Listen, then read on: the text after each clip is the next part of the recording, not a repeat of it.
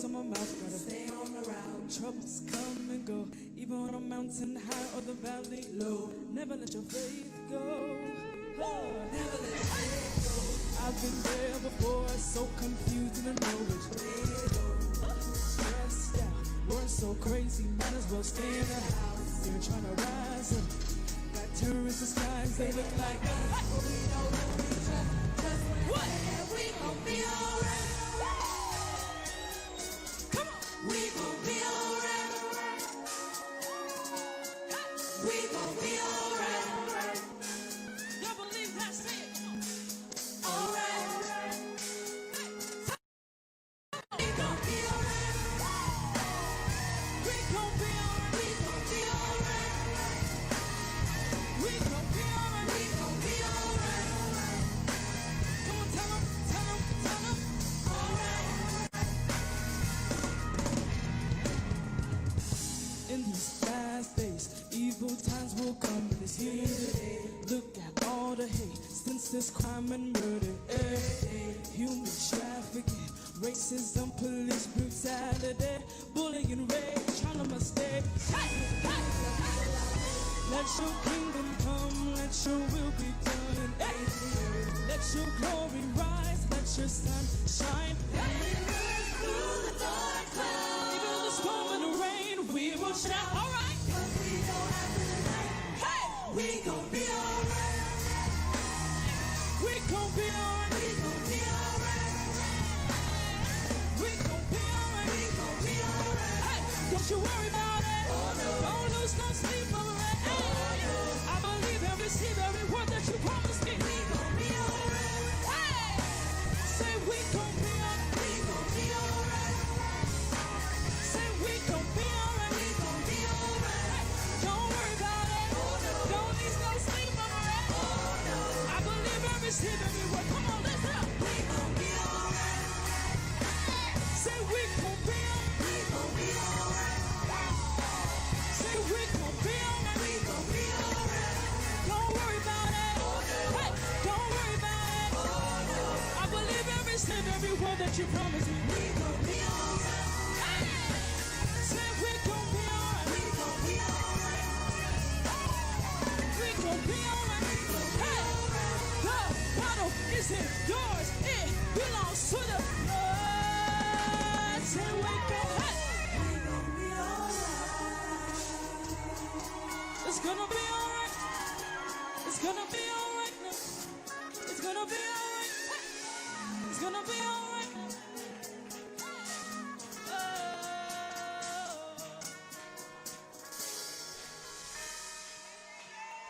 I got brilliant minds in the room. Or maybe I can come up with a tune. Church what? Church who? That's it. Church what? Church who? Church you. Church what? Church who? Church you. Church what? Church who? Church you. Church what? Church who? Church you. It's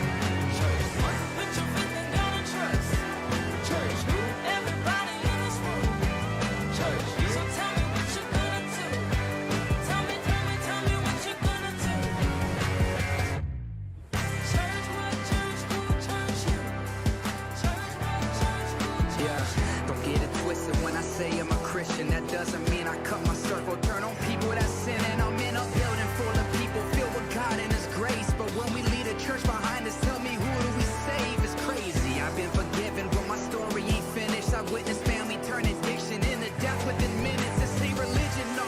This is why we pray for forgiveness. Just take a look around. There's people out here dying from sickness. I need a witness. It's cause of Christ I'm replenished. I'm ready for the world to hear it. It's like this, don't forget it. It's church what? Church what? Church who? Church what? Church who? It's church you. Yeah. It's church you. Yeah. It's church you. Yeah. It's church you. Hey. It's church what? Church what? Church who? Church you. Church what? Church who? Church you. Church what? Church who? Church you. So what you gonna do? How you gonna move?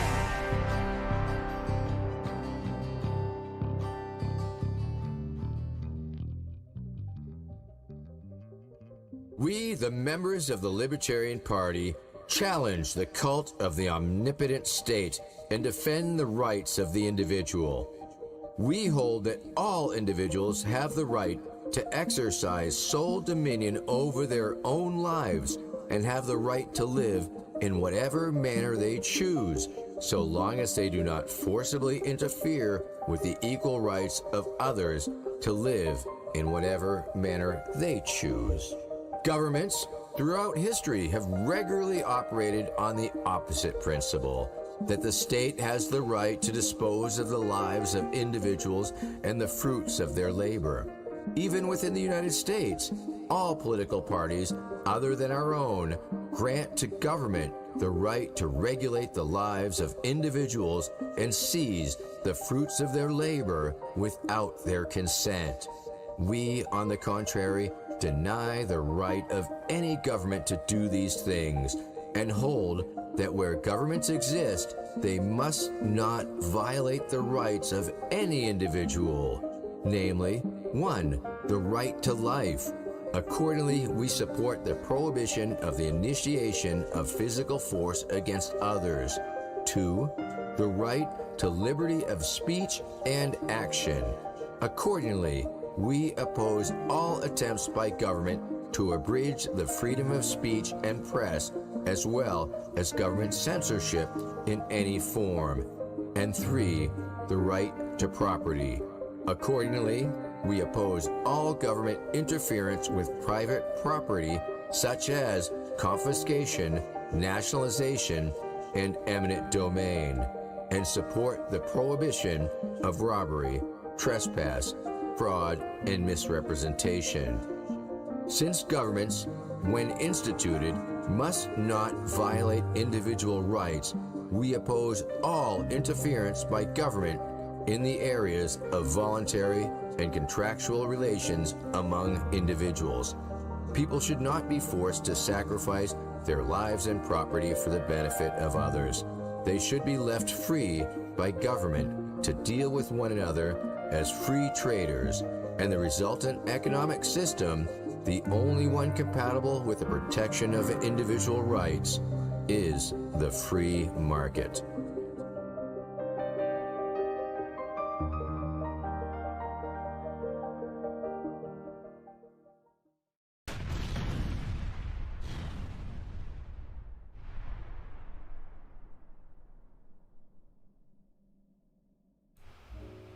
Hey, what's up, everybody? Happy Friday, TGIF. It's been good. It's been fun. I'm loving life. How y'all doing? We got a few people in here, I think. Let me get out of this studio mode thing. Get shifted around here so I can see what's up.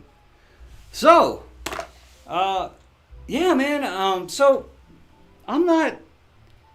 I know y'all depend on me for a lot of information, especially you think I'm the subject matter expert in libertarianism and all things libertarian, and I really appreciate that. But I'm not.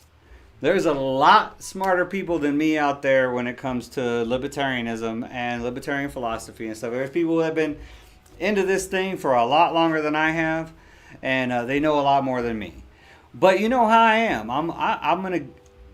When I get a subject, so that being said, when I seen this defund police, and then I saw the National Party, the National Libertarian Party, posted something about defund the police, and I was like, okay, so yeah, I kind of knew libertarians would be on board with that because we want to defund everything, but what does that look like? You know, I kind of had an idea of, I have a pretty good idea of what libertarian criminal justice looks like. And I know that we don't like the militarization of the police. But I'm like, okay, but we can't just flick the switch and shut the police departments off, right? And that's like, total anarchy or whatever. But it's really not the case. So I actually asked on the post, the Libertarian Party's post, I asked, what does that look like? Is there some research? Is there some examples that we can use of where the police have been defunded? And, what's it look like? And I didn't get an answer from them, but I got an answer from some other places. Joe Jorgensen tweeted something out. That's kind of what got me motivated to get on Twitter. So if you would like, follow me on Twitter now, at Dave Libertarian. I have no idea why they flipped it around on me, but I'm Libertarian Dave on Twitter, but my at thing is at Dave Libertarian.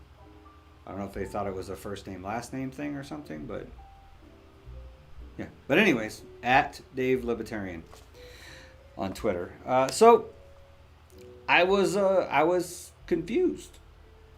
So Joe Jorgensen posted something that gave me probably the best insight into why we should defund the police. But I still don't have a lot of answers of what's it look like. The best example I have found is a thing that happened in Detroit. It's called the Threat Management Center. It's a private corporation, for-profit corporation, who I should have cut some excerpts out of Tom Woods. Tom Woods is a big libertarian. He has a podcast, and he had the founder of the Threat Management Systems. I will show you their website. It's Threat Management Center is the website. I will link it in chat. I'm also going to post all of these different resources that I've gathered in the past couple of days in the description so you guys can know. So this the Threat Manager, you could look at some of they have some media on there, some videos and stuff that you can watch where they talk about what exactly they do. And everywhere where these threat management centers has been active, the crime rate has been way lower than anywhere else in Detroit. And they're actually talking about franchising out. So most of the community work that they do is voluntary. They get their money from providing security for corporations and businesses and stuff. So it is a model that can be used in replace of police. Arrests, and they talk a lot about it in the podcast, and I highly encourage you. I'll link that in here too. It's about an hour long. Most podcasts are like an hour for some reason. But it's really interesting. And then, to think of security in the way that, and it's really nonviolent. Yeah, these are some big guys, and they're intimidating and everything, and they have guns, and they have training and self-defense and techniques and stuff, but they are a less aggressive approach. It's more of their primary mission is de-escalation and prevention. So as a presence, it's less likely that crime is going to happen at all when there is a presence like them in the area. So the first thing they do is provide a presence, and the second thing they do is they try to de-escalate everything.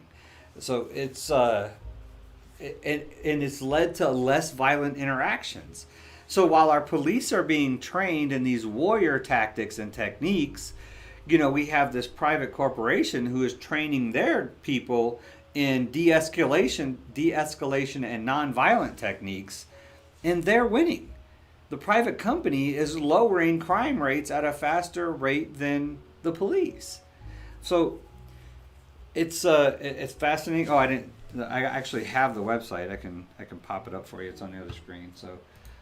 But yeah, it's pretty interesting stuff. their website looks like some kind of tactical thing. Interesting enough. This is their website right here. So yeah, tactical management center, threat management centers. And like I said, Tom Woods does a great interview with the founder of this thing, and I think that's a great concept when it comes to actually a libertarian way that you could have criminal justice without the police. Privatized. Now, the thing that bothers me about privatizing police is if it's for profit, then it would seem like they would be out giving more tickets and stuff because that's how they're going to make their money, right? Or they would be looking for people to arrest, and that's kind of what we have now. You know, we don't want that. We want to move away from arresting people for any random thing and all these crazy laws that shouldn't even be on the books. I mean, it's if there's no victim, there's no crime. You know. But the one of the best sources that I had for talking about defunding police was the Mises Institute. I'm glad I didn't play it. And this video, it talks about the market for security, about how we could get rid of the police department or at least privatize it to where we didn't have it anymore. And it talks about using the market, like the profit system and arbitrators and judges and stuff, in order to maintain a more peaceful society. Now, whether we're ready for this or not, I'm not exactly sure. Arbitration for everything, like somebody steals from you, then you go and tell them, hey, that's my TV, I want it back. They say, no, it's not. You go to a judge and say, this guy stole my TV. You show evidence, they can hire. Then you can hire an investigation to go investigate.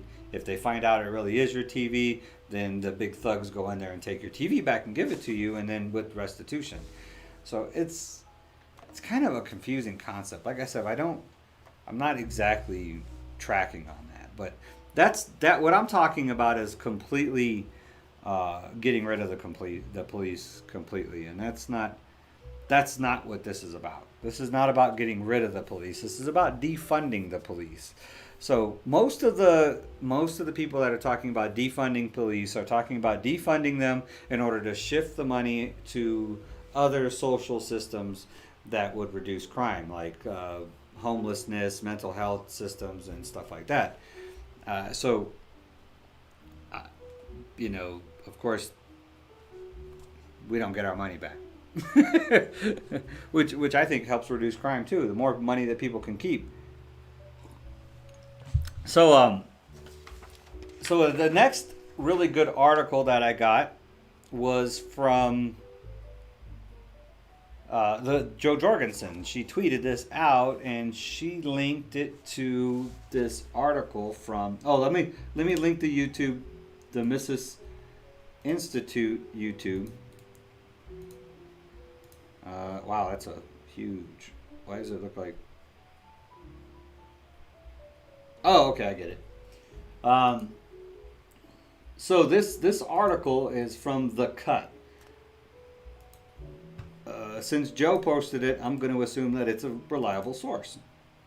So there's the article if you wanted to follow along, but I took some notes out of it. You know, I always like to give you all facts. And so when it comes to defunding police, what exactly is meant by defunding police? In this article, it's exactly what the title is. What exactly does it mean? And so this kind of gave me an answer. So it means reducing police budgets and reallocating the funds somewhere else.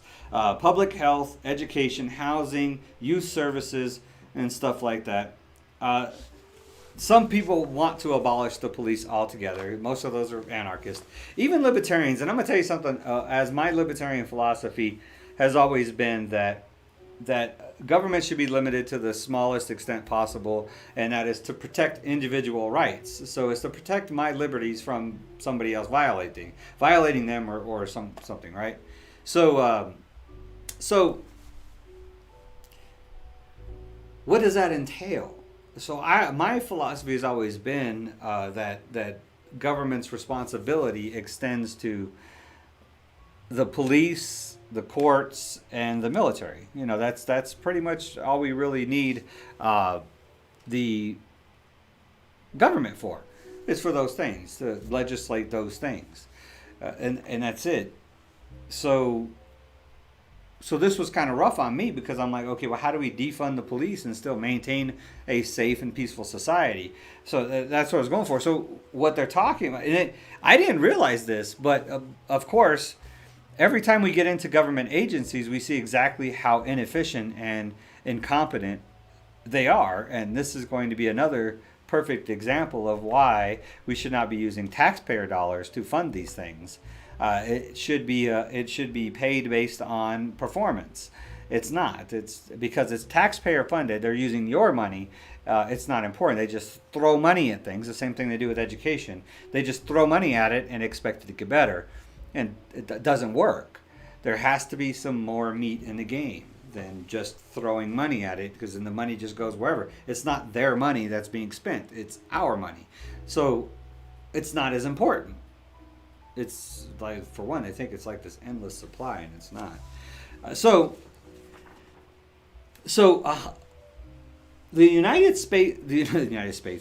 States spends $115 billion on policing. $115 billion. That's bigger than nearly every other country's military budget. We spend more on our police than almost every other country spends on their national defense. If that doesn't open your eyes to how much money is spent on police. Wouldn't crime increase without police? So a 10% increase in wages for non-college educated men results in approximately a 10 to 20% reduction in crime rates. So a 10%, an increase in wages equals a decrease in crimes, right? In the crime rate. So what's that tell us? That means the economy, more than anything, drives crime. The worse an economy gets, the higher the crime rate, which kind of makes sense. People need money. They're going to go try to steal it from somewhere or something, or get it illegally.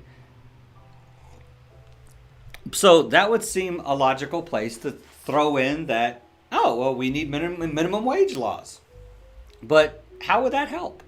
Minimum wage has proven that it increases unemployment. So you can't get increased wages if you're unemployed. So if you're going to increase wages, it has to be while you're employed. So with every increase in minimum wage, unemployment goes up, and it goes up mostly for the poor and minorities. So the unemployment rate, it's a parallel. I mean, you could look that up too. It's out there. Minimum wage and unemployment amongst minorities and the poor, side by side. So minimum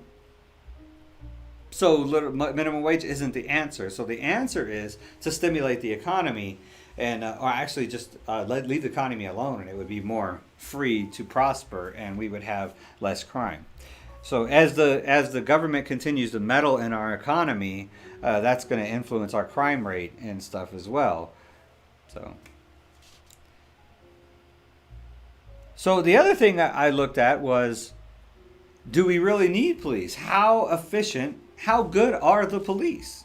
So let's look at some other stats when it comes to solving crimes. The Minneapolis Police Department, so that's the one that's the most famous right now. Minneapolis police only cleared 56% of cases in which a person was killed.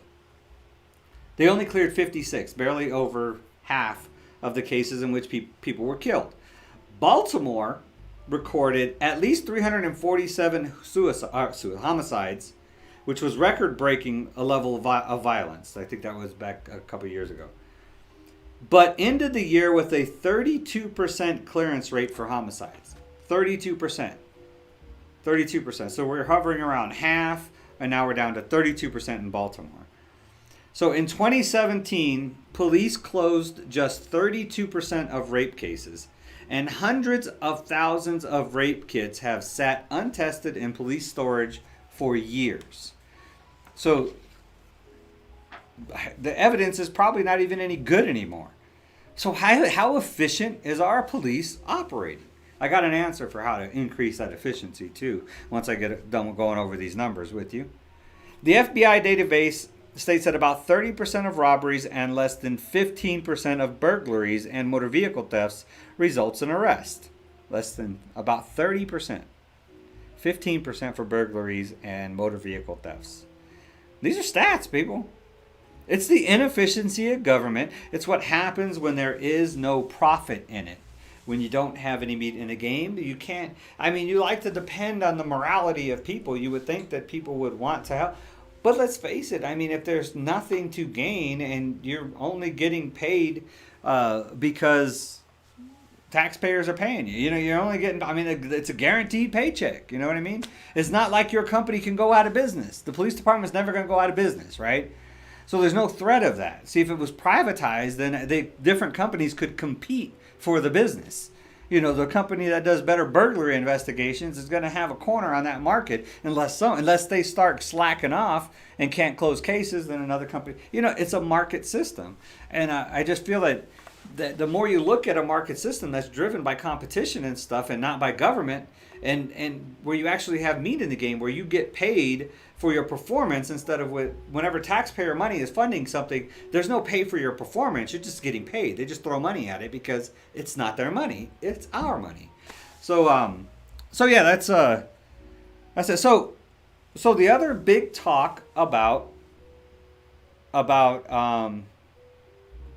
defunding the police is, we don't have to defund the police. We can just reform the police department. The same thing when you talk about qualified immunity. Let's reform qualified immunity. That hasn't shown to work either. An extensive study of more than 2,000 police officers. So you remember in Ferguson, the young man that was killed in Ferguson, they said, well, if there was a body cam, then we'd have more evidence and police could be held more accountable. Well, there was a study done, I think it was a New York Post study or something like that. But more than 2,000 police officers were studied. It was published in 2017. That found that body cameras had almost zero effect of deterring officers from acting with unnecessary force. So body cameras don't work. For one, they could either shut them off or just perform in a way that doesn't show on the camera. And there still is a he said, she said, whether it was reasonable, and then you have police unions and qualified immunity. So that doesn't work. And another one is the NYPD banned chokeholds for more than 2 decades ago, which didn't stop the officer Daniel Pantaleo from holding Eric Gardner in one until he stopped breathing. So they banned chokeholds in the NYPD 20 years ago, but it didn't stop that guy from choking Eric Gardner to death. And then there are the police unions. So I'm just going to read this to you. The purpose of police unions is to win members better salaries and benefits and to protect their job security, specifically by pushing for safeguards against investigation, discipline, and dismissal. Let me read that to you again. Let me tell you who it's from first. It's from, this is from Daniel DeSalvo, political science professor at the City of New York. Oh no, that's in the next quote. This quote, I didn't write who it was from. Who quoted this? I think it's actually the police union's statement. I think it's a statement by the police or by one of the police unions. So the purpose of police union is to win members better salaries and benefits and to protect their job security, specifically by pushing for safeguards against investigation, discipline, and dismissal. So that's their job. The police union's job is to protect the police from being investigated for abuse or anything else. So the Daniel DeSalvo, political science professor at the City College of New York, he writes in the Washington Post, these protections can make it difficult for police chiefs to manage their forces effectively and can allow a few bad officers to act with impunity, poisoning an entire organizational culture in the process. What did I say in the first stream I did about the George Floyd incident, the George Floyd murder? The first thing I said is this is a cultural problem within the police department. And then I see this quote right here. These protections can make it difficult for police chiefs to manage their forces effectively and can allow a few bad officers to act with impunity, poisoning an entire organizational culture in the process. Just validated exactly what I've been saying. It is a cultural thing within the police department, and it's backed up by the unions, and it's protected by qualified immunity. Now, let me point out something I'm going to go through on another stream because it's a whole stream in itself. Another thing, most people hadn't heard of qualified immunity before. Even less people, I think, have heard of this. Civil asset forfeiture. So as police, okay, first let me explain. I wish there was a 3-minute video I could show you explaining like I did with the qualified immunity. I should try to look that up, but I don't want to get into civil asset forfeiture too much right now. I want to get into it later. I want to dedicate a stream to civil asset forfeiture because it's a big deal. So what happens is police can accuse you of illegal activity and then determine that you received property because of that illegal activity. Under accusation only, you have not been convicted or even charged with a crime. You've just been accused. So they can accuse you of an illegal activity, say selling drugs. And then they determine that you got your car from selling drugs, and they can confiscate your car. They can take it and sell it at auction. And by the time you're convicted, or by the time you go to court and get cleared of all charges, your car is long gone. And then there is no system in place for you to seek reimbursement from the state for that money. And that money goes straight into the police fund, the police general fund, in order to be used for, whatever they want. So, and they have tracked this. They have tracked that as police funding goes down, civil asset forfeiture goes up. And it is widely known that, whenever they say, oh yeah, we have to quit seizing property, then no, I mean, that's how we get our funds, is we seize people's property and sell it. And there's no repercussions. This is a true thing. Civil asset forfeiture. Look it up.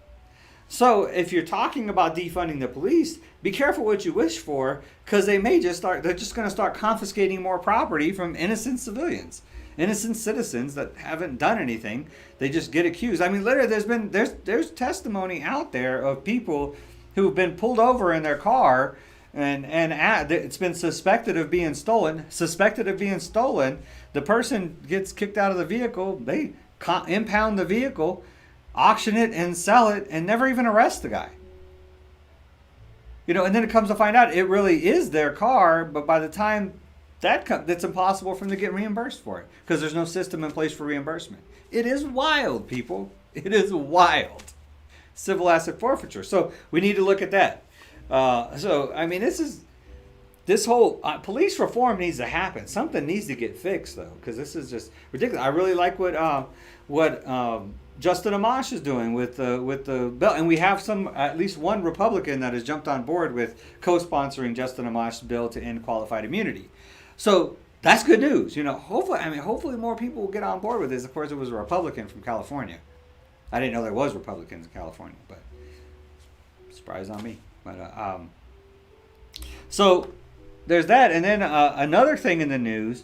Rand Paul, who's a libertarian, he's technically listed as a Republican, but he's the son of Ron Paul, and Ron Paul is one of the most famous, popular libertarians of our time. And this is his son, and he's really extremely libertarian leaning.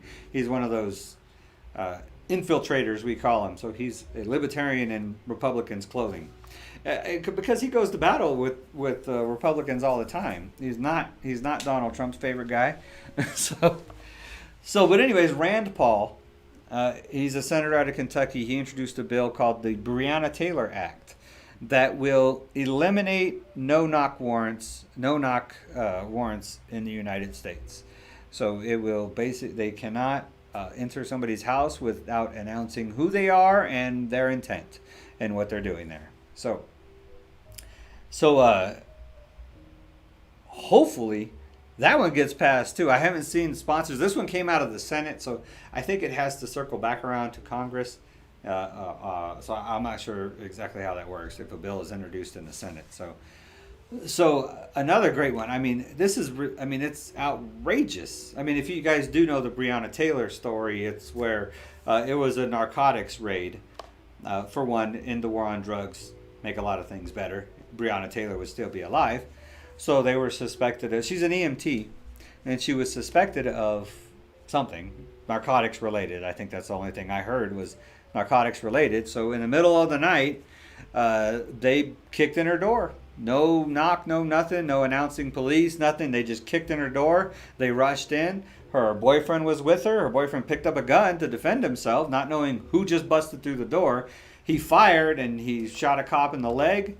And then the cops just opened fire like 20 rounds into the room. No idea how the boyfriend didn't get shot, but Breonna Taylor was shot and killed. So horrific, man. It's just horrible. And so now we have legislation from another libertarian legislator to fix this. You know, I'm like, come on. Come on. We don't see how libertarianism is the answer. Just look what's going on. These libertarians are trying to fix things while the other ones are just talking. While the other ones are kneeling in gyms and tear gassing people in parks so they can get a photo op in front of a church.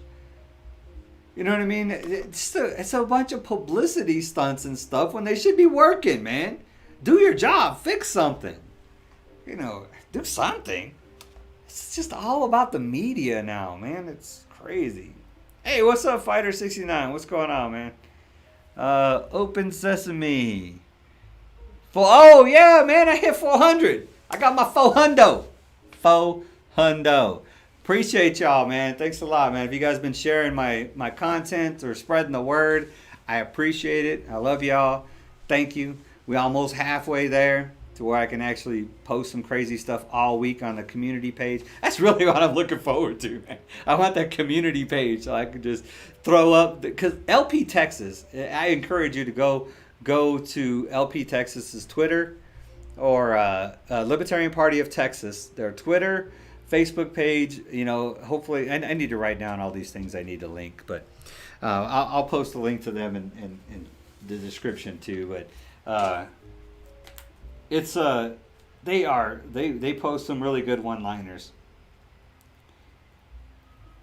which bothers me, but doesn't, sort of. I mean, they're good, but there needs to be something to back them up. That's what bothered me about the defund the police one-liner. It's what controls our society now. Everything's got to be 120 characters or less, and we're supposed to base our opinions, our philosophies, our morals, our ethics, and everything on something that's 120 words or less. I'm not buying it, man. I need something. I need something to go off of. Like this defund police thing, I'm like, what does that mean? You can't just throw 3 words out there and walk away. That doesn't work for me. I need to know what it looks like. I need to know what it smells like. I need to know what it sounds like. You know, defund the police. No, man. So I got some resources. I'm gonna post in the description for you guys. And I've already posted some of them in chat here. Yeah, it's but you know, it really, because libertarians start to do it too. They start doing these little taxation is theft. What does that mean? You got to be willing and able to clarify those things, you know, at some point. You got to be able to go specifics, because these, you know, one-liners don't do it. You know, I know that's how social media is run and everything, but, you know, and people's attention spans are like 15 seconds or something like that. And I'm not buying that either, because Joe Rogan wouldn't have 18 billion, you know, view time on his thing. You know, I've watched 2 of his 2-hour-long podcasts with Jordan Peterson. You know, so you can't tell me people's attention spans are 15 minutes. But I mean, I guess when you're scrolling, right, you're not gonna stop and watch. That's how you just get your quick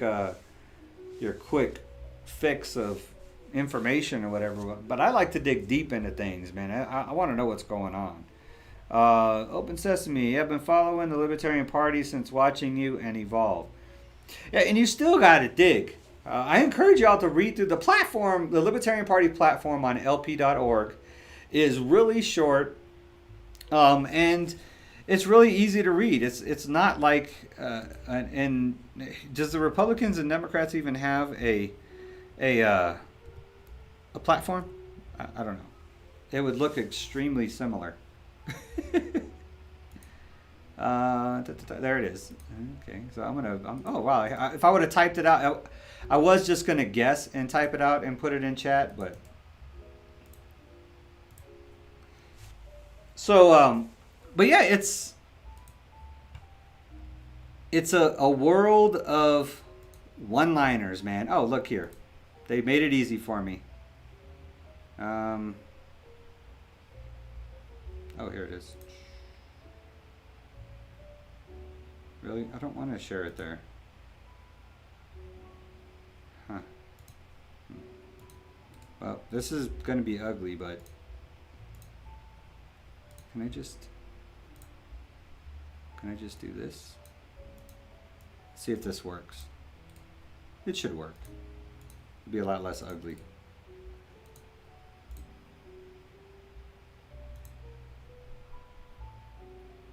Yep, it worked. So if you want some really good little one-liners and stuff, tweets or whatever, follow LP Texas and then follow them on Twitter. They post stuff way more than I can. I do a lot of sharing of their stuff. I got the Rock said, yes, defund the police. So what's that look like for you, Rock? How much? How much should they get? How much should we leave them with? So you're not in favor of defund the police. I thought libertarians would be on board with that. They are. We are on board with defunding the police. Did I say I wasn't on board with defunding the police? I guess I was kind of inspecific about it, right? But yeah, they're on board, and but we're on board with defunding all government. so it's not defunding the police. It's defunding all government. What they want to do is shift the money from the police to other social systems, though. What happened to my background? Why did my background die? That's weird. Just defund them. So what they're talking about, Rock, I don't know if you're here for the first part, but defunding them, they're not talking about eliminating the police, just reducing the amount of money they have. So the biggest problem with police is the pensions and health care for police is what actually takes up more than 50% of the budget in most major metropolitan police departments. The pensions and the health care. So again, it's the social securities, the socialist programs that are costing the most money. This is why that they shouldn't be doing that. They shouldn't be providing a pension. The pension should be, you provide your own pension. You should start investing very early in your retirement when you start working. The taxpayers are funding it, and that's what's costing so much money. So even defunding the police is not going to, defunding the actual department, you're still on the hook for those pensions and health care costs, and it's not going to make a significant impact, for one. So Minnesota is getting rid of them. I did not read that. I read the chief of police is talking about reforms.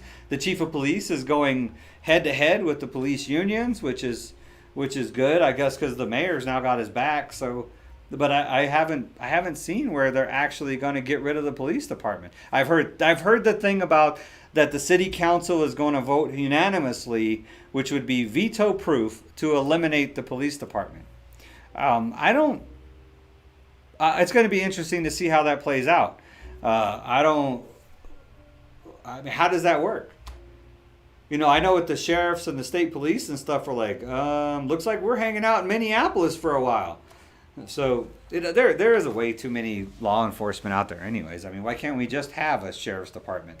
Why do we got to have local police? Why can't we just have a county sheriff that handles everything? I said I'm not buying it. I don't think... I think that if if it's not a libertarian that's talking about defunding it, all they're going to do is do the little cut game where they move the stuff around like this, and then boop, there it is, you know, and then it's gone.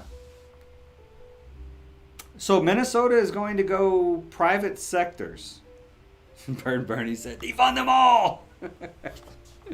I would. It's worked in Detroit. So now, okay. I'm not buying it's going to happen like that. This is going to have to be an incremental thing, and I think it's great if Minnesota does do it so that we can see how and if it would work. Now, the problem I have is what are you going to do with that taxpayer money? Are you going to give it back to the taxpayers? You know what I mean? If you're privatizing it, are you just going to take taxpayer money and pay a private company to do it? That's contracting, which could work better than because you have you can cancel that contract if they're not doing their job. Then you can be like, okay, but it's still ran by bureaucrats. It's not profit driven. So, you know, that's why it's hard for me to get my head around this. I mean, I don't know where exactly. Libertarians are all about defunding the police department. They're all about privatizing it and stuff. I'm just like, you know, I'm not sure exactly how I feel about it because I need to see how it will work. And I'm not seeing how exactly it will work. If you privatize it, I'm afraid that now you have these thugs in uniform that are going to go around and just start arresting people in order to get paid. And so I don't think that's effective either.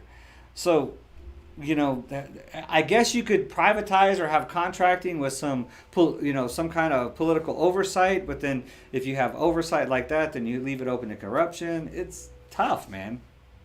I know I'm going around in circles. So I know. Yeah, Bernie Sanders said private security guards for everyone, every community. Well, Bernie, I'm sure is going to pay for it. He's going to have the government pay for everybody to have a bodyguard. So now we're going to have everybody's college is paid for. Everybody's going to get a job. Everybody's going to get a house, and everybody's going to get a bodyguard.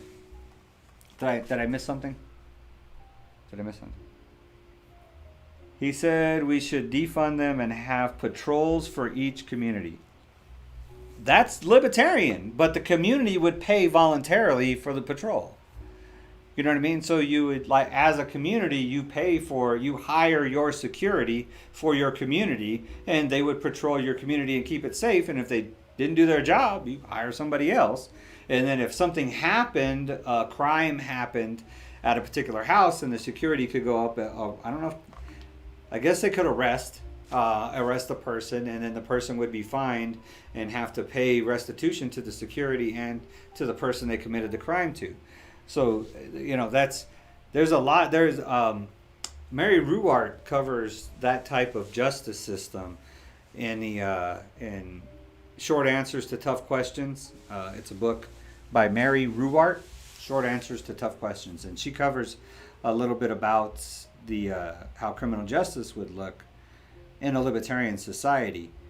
I don't like to go so far as to saying libertarian society because I think it's something that has to happen incrementally. Bernie's a libertarian. He's a libertarian socialist, right? Libertarian socialist. I'm digging it. Yeah,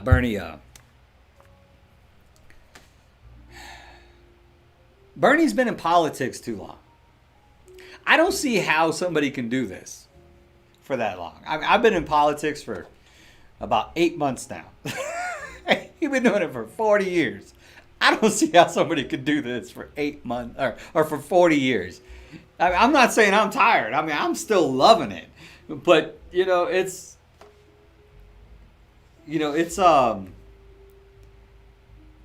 I couldn't see doing it for that long, man. I mean, that's just 40 years. That's a long time to be doing something.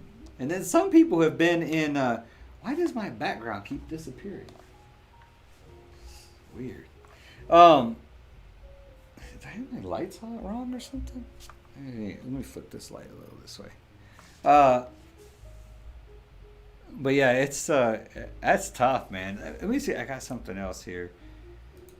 So I got Twitter. If you guys are just joining, I got Twitter. at Dave Libertarian. Check me out on Twitter. I'm gonna start. Evolve's trying to school me on Twitter, so trying to help me out. Hey, posted a Devolve episode. Y'all check it out. What'd you guys think? Well, I thought it was pretty awesome. I mean, the kid's got some skills. He's cute. You know, must be genetic. That's all I got to say. It must be genetic. Well, yeah. Oh my God, I love the new Devolve. It made my mom all emotional. Now you got to get back to your minutes. Oh yeah. I think we're gonna do a minute. We're gonna do a minute this weekend. So, like I said, it's the editing, man. I need to get in there. And I think this next minute, I don't know.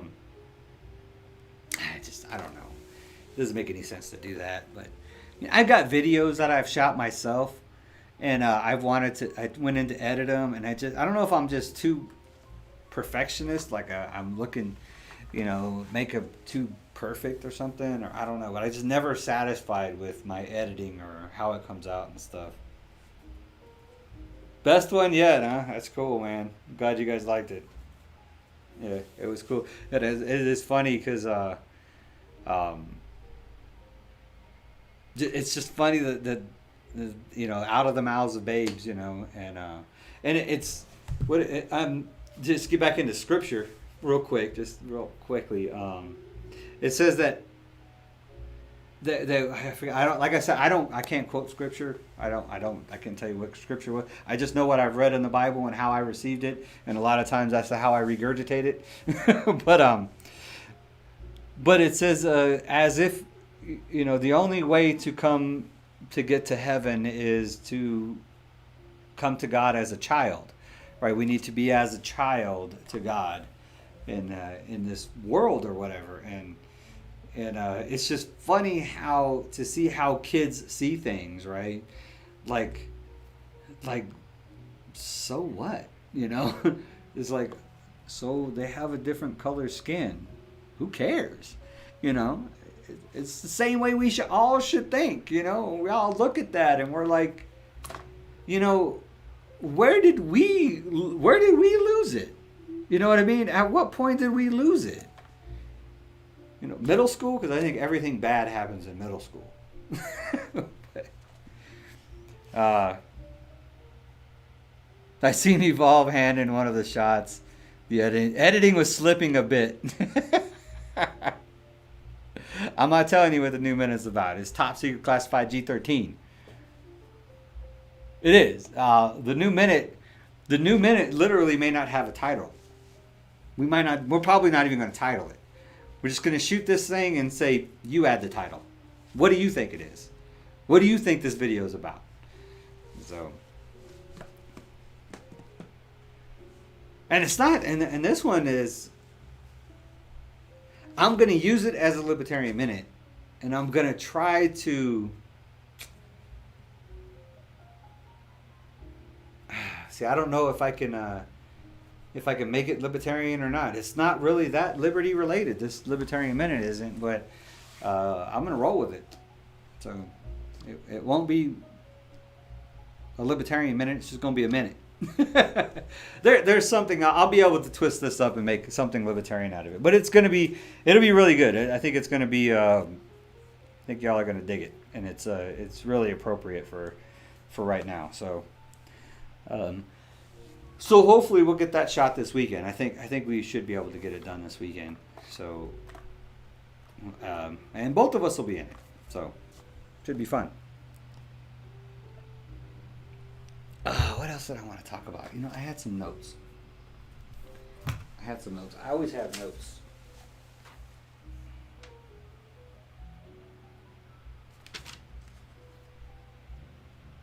Huh, I guess I didn't. I didn't have that many notes. So, yeah, it's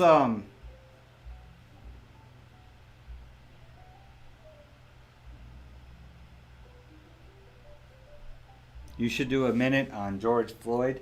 No, that's too soon. Do a minute on George Floyd. I don't know. It's not.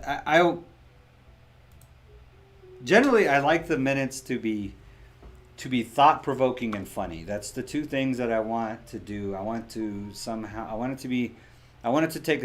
take serious subjects and make them somehow amusing and thought provoking at the same time.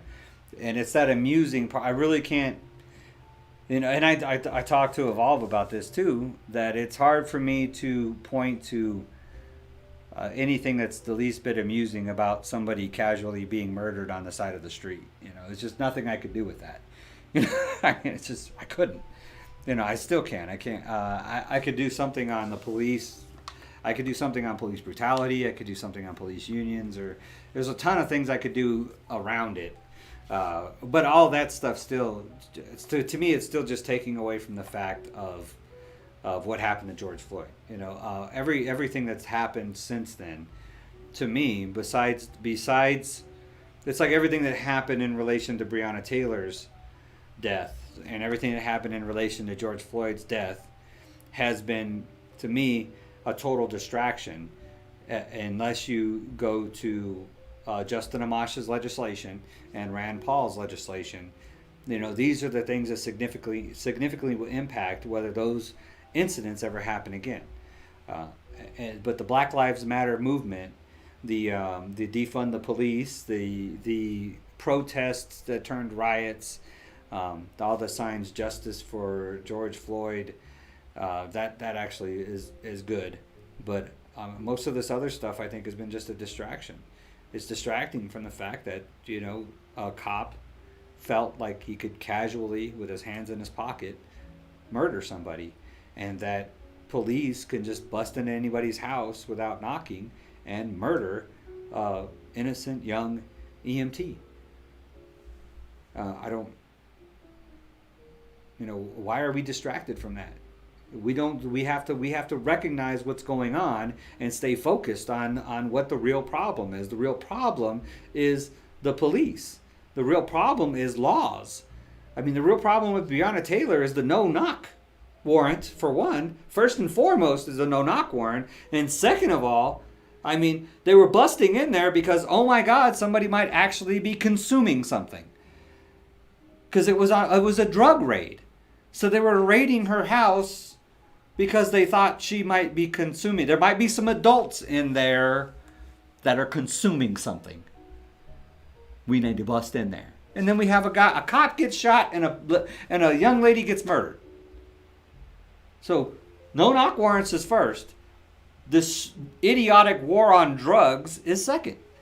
That's Breonna Taylor. And then over here with George Floyd, abuse. Straight abuse of authority. Not much less police brutality. It's beyond police brutality. This is flat out abuse of authority. And the fact that the culture of the police, with 3 other cops standing around him, the culture of police to allow and have no problem with this casual murder. Those are the things that we should have stayed focused on. Oh, I got behind on chat. Sorry.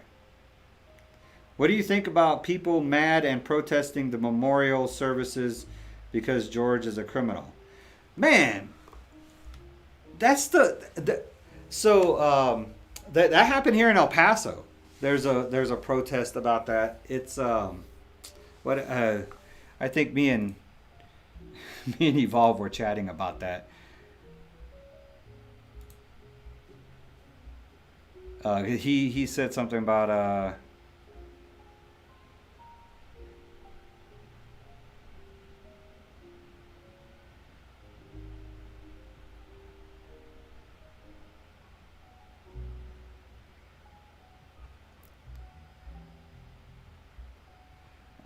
where's it at? Oh, here it is. So this was he screenshotted it. It's from K-Fox here in El Paso.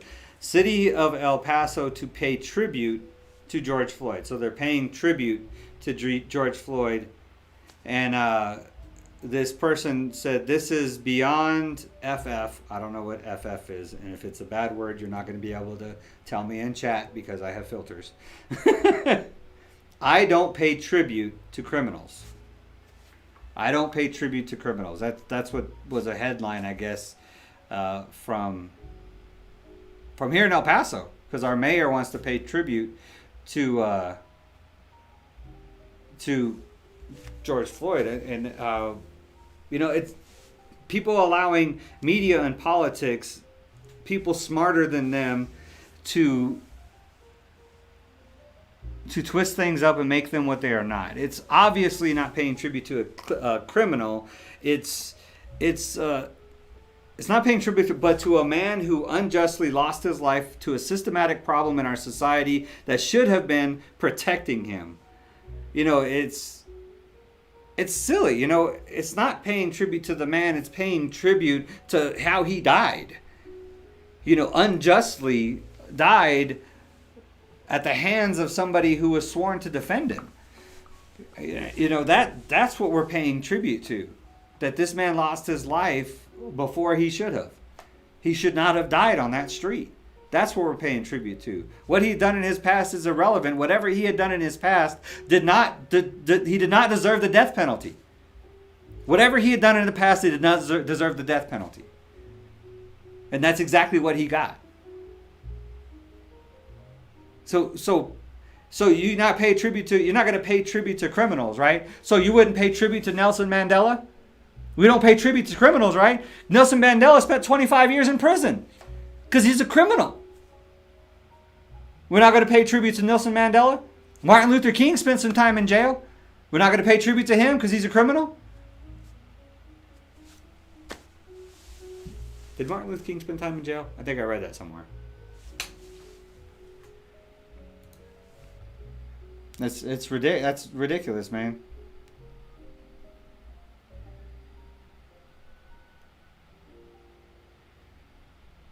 So you had to talk to Evolve. He should have known you can't do a minute on that. No. No, it just came up in conversation. It wasn't like anything that we were suggesting. It just, we talk in circles, man. You have no idea. You do have an idea, because when we're streaming together, that's a lot of times that's similar to how our conversations go, except they're usually a lot more directed. When we're talking on stream, the only difference between a normal conversation between us is that we're trying to include you guys in the conversation.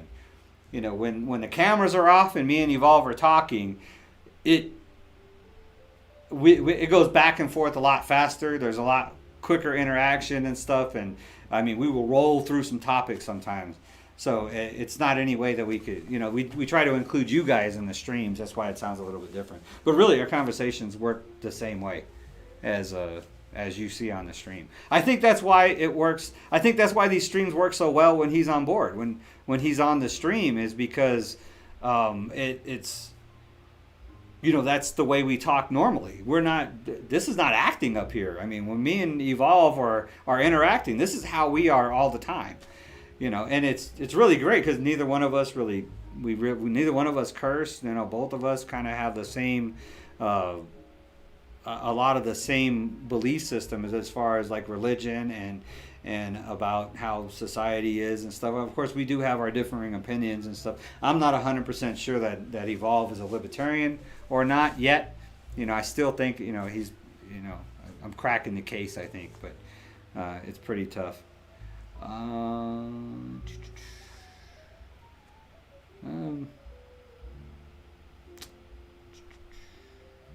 Okay, I'm catching up. They are stupid. Yeah, I agree. It's deflecting, man. It's deflecting.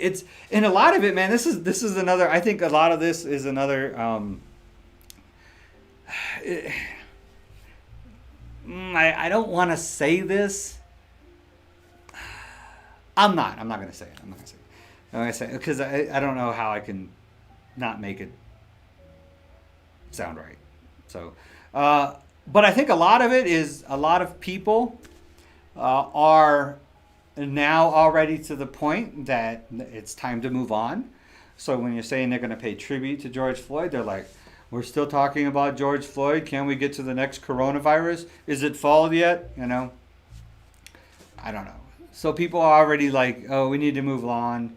And I think it's because these people probably aren't affected by this type of thing, day-to-day lives and stuff.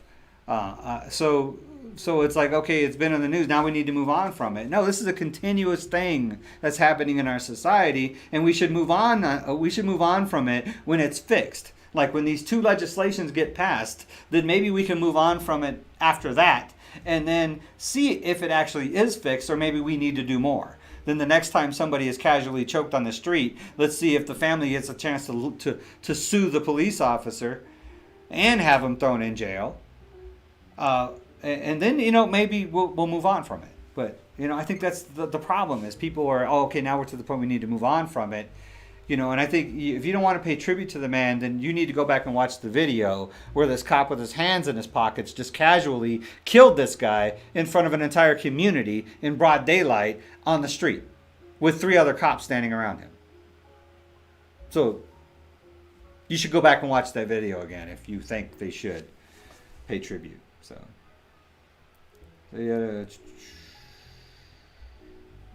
calm down.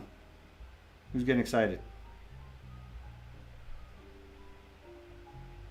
Devolve should do episode on what he thinks about freedom and individual rights. Man, children are the ultimate libertarians. They do not understand any type of restriction whatsoever. What do you mean I can't climb this tree? What do you mean I can't go run in the street? Children are born libertarian. We're all born libertarians. It's just as our abilities increase, then the restrictions placed on those abilities increase. So kids are full blown libertarian. What do you mean I can't do something? So actually they're not. They're not libertarians. These dudes are full blown anarchists. Children are anarchists. We just try to raise them as libertarians. To realize that you can't interfere with other people's rights. That their liberties are important too. That's what separates libertarians from anarchists. Is that libertarians believe that there is a restriction on your individual liberty. And that is when it interferes with somebody else's individual liberty. That's where there should be a restriction. So my freedom and liberty ends where your freedom and liberty begins. That's what makes a libertarian separate from an anarchist. So. But kids don't even understand that. I love hearing what the kids are thinking. It was good. Yeah, and it's my pastor did a roundtable thing at church on Wednesday, and he had a 9-year-old little girl who was mixed, white, mom's white, dad's black, and she looks like a little angel. I'm telling you, she's the most beautiful child. You're just like, she's beautiful, and I think that's God's way of ending racism is like, hey, if you guys could actually get along, look what you could make, So, and if you look like mixed babies anywhere, Mariah Carey and her kids and stuff, mixed babies across the board are beautiful. Got that perfect skin and perfect hair and perfect eyes, and it's amazing. So I honestly think that's like God's little joke on us is like, hey, if you guys will quit being stupid and get along, you can make some really beautiful people. But anyway, so he did this roundtable thing, and he was asking this 9-year-old little girl, so what do you think about everything that's going on? And she was just like, I don't understand. Why is people being treated different just because of the way they look? I don't understand that. Why can't we they just need to be nice. That's what she said like 2 or 3 times. They just need to be nice. Why can't they just be nice? And that's all it is, because to a child, they can't articulate all these crazy emotions like we can. So that's just what it boils down to is, why can't you just be nice? And the church it was just blown away. She stole the show. It's the Rock Faith Center is my church. And they have a Facebook page. They have a website, rockfaithcenter.com, and they post all of our church services online live, so you could go and look at Wednesday's service. I don't know if it's up yet, but you can look at Wednesday's service and you'll see this interaction. He had like a panel of different type of people to see how each person felt about everything that's going on. It was really enlightening, and if you want to go look at it, I can leave a link to that too. So it's it was that she choked me up at one point, man. I almost lost it at one point. I got lost in chat, sorry. Dave is not about who he was, it is about what they did and the system. Yeah, exactly, Tell. I think that's what I said. Yes, you're right, it's not paying tribute to a man. Well, it is. I mean, it's kind of paying tribute to him for, you know, but it's how he died that we're is why he deserves the tribute, I guess you could say. This is not the same thing, and you know it. MLK made a change. George did nothing. Oh, he's making changes now. His death is making a change. Y'all sheep got to fact check and listen to what they say. Nelson made change. But that's not what we're talking about. You're just talking about we're not paying tribute to a criminal. It's the one-liner, right? It's the one-liner. We don't have to look into anything more deep than that. So why do you think? Okay, drama. So I'll bite. Why do you think he deserves? He does not deserve tribute. Because you think he doesn't deserve tribute because he was a criminal?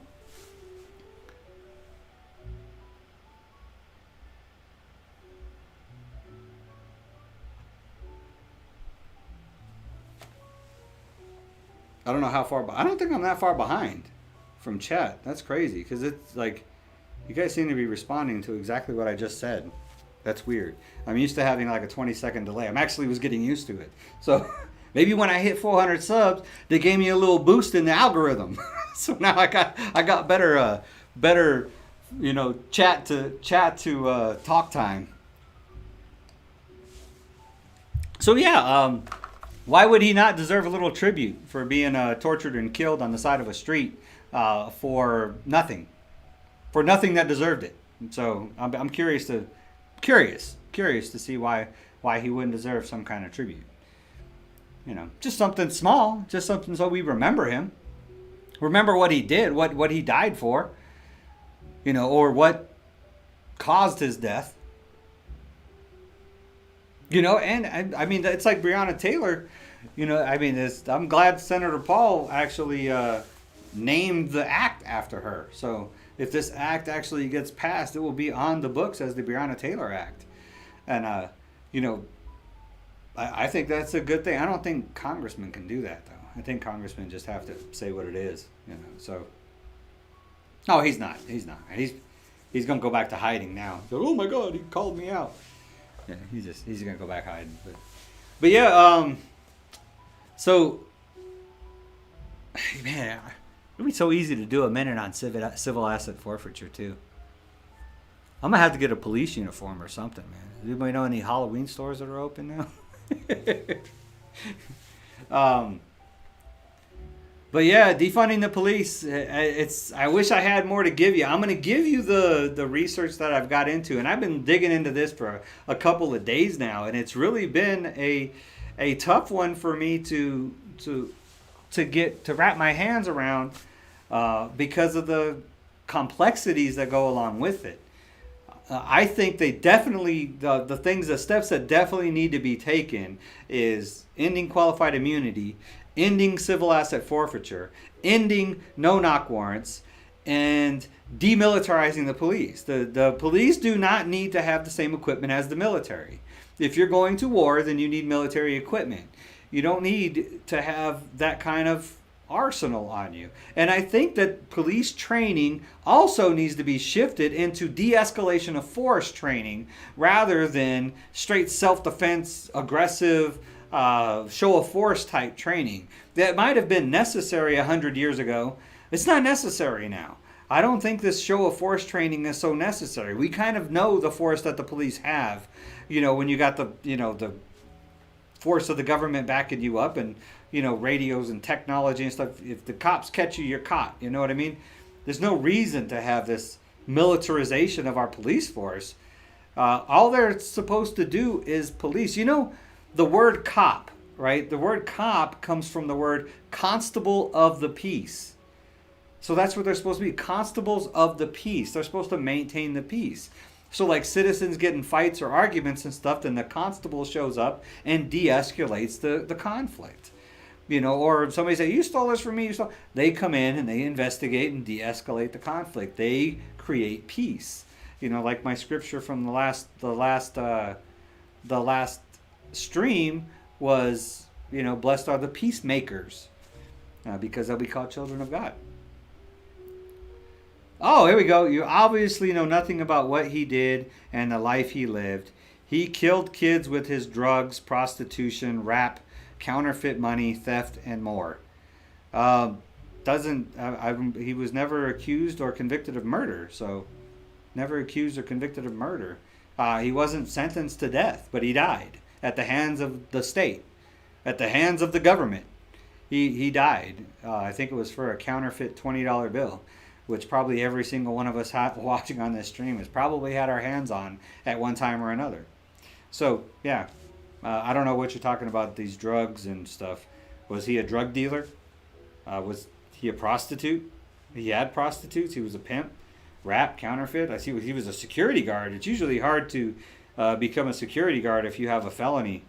So I didn't look at his record because I didn't need to. I don't need to look at his record. He didn't do anything to deserve to die. That's all I need to see. He did nothing to deserve to die. So we pay tribute to the fact that he unjustly and undeservedly died at the hands of a government official that was sworn to protect him. That's what we're paying tribute to. What he did with his life is irrelevant. The fact that he died when he shouldn't have by a police officer is what we pay tribute to. And paying tribute to something is to recognize it and remember it. That's why you pay tribute. It's a tribute so we remember. So we don't forget how casually and easily it was for a police officer to take that man's life. That's what we're paying tribute to. Or whatever they're calling it. Whatever they're calling it.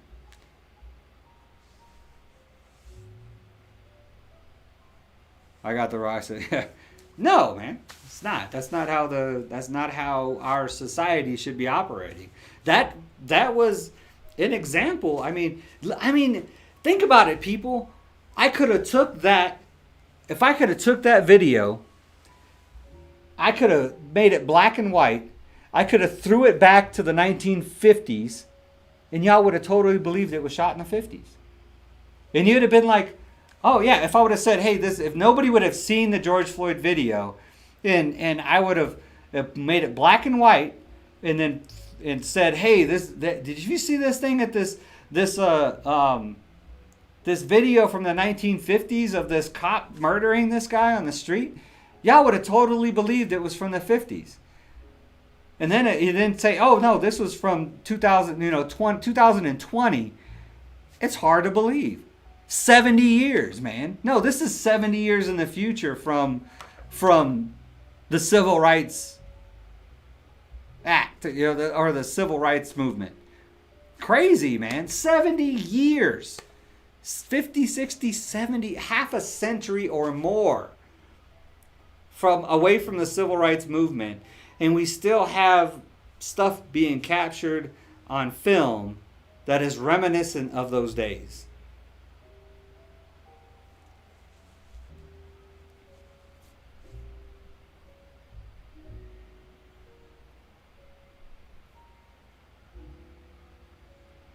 I rest my case. You didn't do research and look at his record and who he is. I'm out.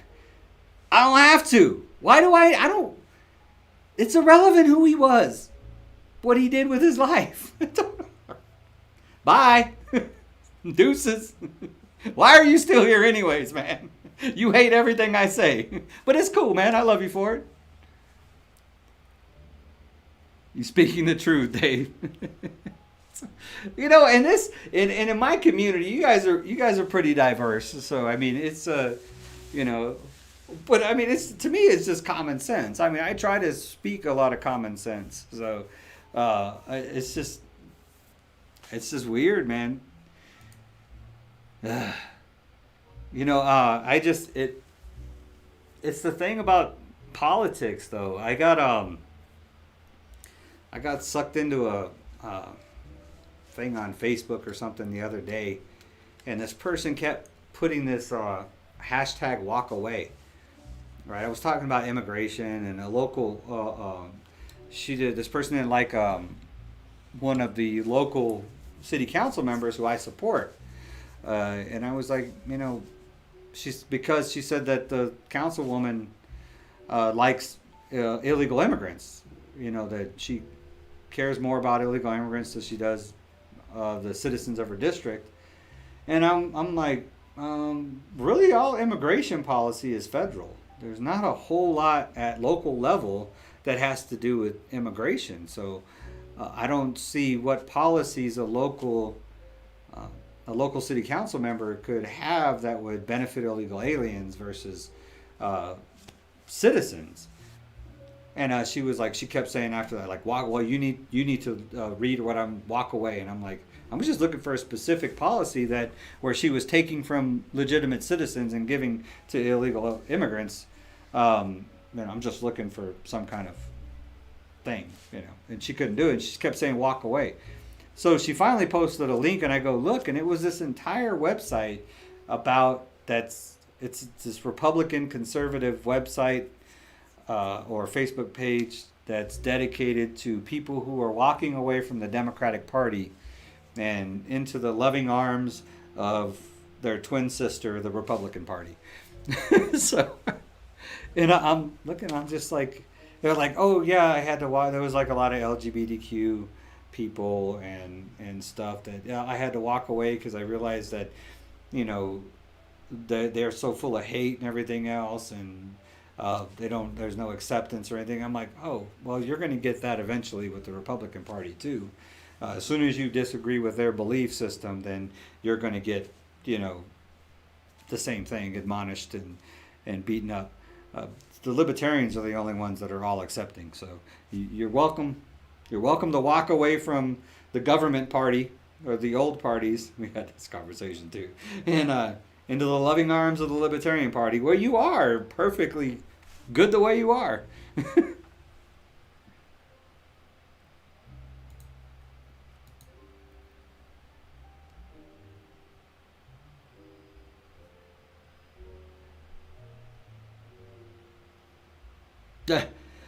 Congrats on 400. When is the next minute? You really need to address the issue of race. No, not tomorrow. We'll probably be shooting tomorrow. Probably Sunday or Monday. We'll have the minute out probably Sunday or Monday. We'll either shoot tomorrow or Sunday. It depends on Evolve's schedule. I think we're shooting for Sunday after church. So I think that's when we're thinking about shooting it. So probably be Monday. I definitely want to get it out before Tuesday's stream. And I'm thinking about adjusting my schedule and just doing Tuesday evening a little bit later in the evening. Maybe about 5 I'll jump on, 5 p.m. my time, which is literally right now, is 5 p.m. So I'm thinking about starting my Tuesday stream around 5 or 6 and then doing the Saturday morning stream, cutting it to 2 a week. Because like now I got so much stuff out during this stream. Like tomorrow morning I'm going to be sipping my coffee going, hey, what's up guys? What's going on in the news today? I want to talk about. So, yeah, he said tomorrow. Oh, that's nice. What will it be about? Not sure. When is it? You really have to address the issue of race. You don't tell me what I have to or have not to do. You guys will really like the minute. I think it's gonna be a good one. Like, to me, no one has lived a good life, but if something happens to you in the moment, you would want support. So why judge his past for his death? That's a good point, Zathan. Mr. Demon. It must be about race because he revealed that Evolve is going to be in it. And that's unlike him. You never know, man. We turned over a new leaf. Evolve might be in all my minutes now.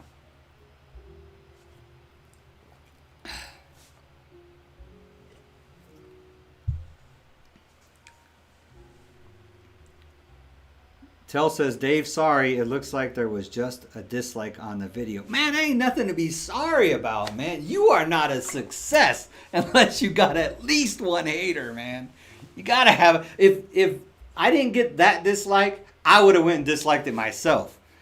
Because, I mean, when you're scrolling through videos and you see one that there's like no dislikes, you're like, that's boring, man. If nobody disliked the video, then there's no controversy. There's nothing to look forward to, right? Oh, this guy just needs to be preaching a sermon or something, you know?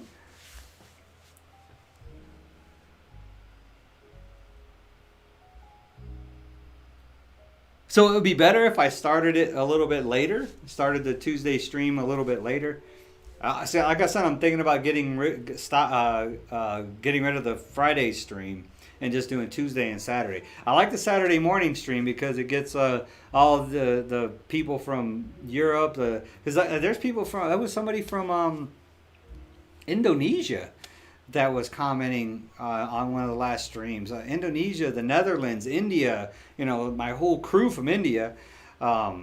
So, yeah, it's I'm definitely not getting rid of that Saturday morning stream. I'm going to try to keep that going as much as I can.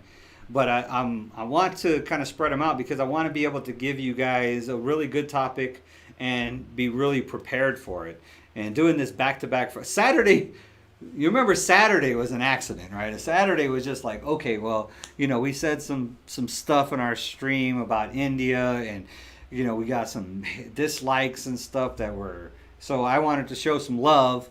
So I'm like, I'll do this stream prime time, India time, just for you guys, So I came on Saturday morning, and then it was like, hey, you coming back on Saturday morning? You can be back on. So I just started doing Saturday mornings continuously. So I really like the Saturday morning stream though, because for one, it's a different mentality for me too, because I just woke up, so I'm kind of fresh and everything, instead of like today I've been bombarded by stuff. So yeah, really, let me know what you think in the comments too. If you guys hung out for this long, is what do you think about? I'm thinking Tuesday, 5 p.m. Mountain or 6 p.m. Mountain. I'm thinking maybe 6 p.m. Mountain, because then I can eat dinner with the family and then jump on that. I can get the stream all prepped, so I'm ready to just sit down and talk. I can go have dinner with the family, jump on the stream at 6. We can go until bedtime or whatever, and then wrap it up. And then Saturday morning, probably 7 a.m., 8 a.m. time frame, somewhere around there. So, see, I don't want to go too late because, well, no, 7 a.m. is like 7 p.m. In India. So yeah. So I'm thinking about making that adjustment.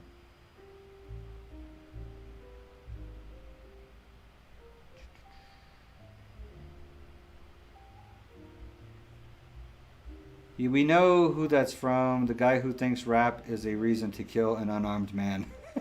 Oh yeah, he did say that, didn't he? He said, I don't know. Maybe it's just my ability to block out ignorance. I just realized he did. He said rap. He's like, with his rap music, killing people with his rap music.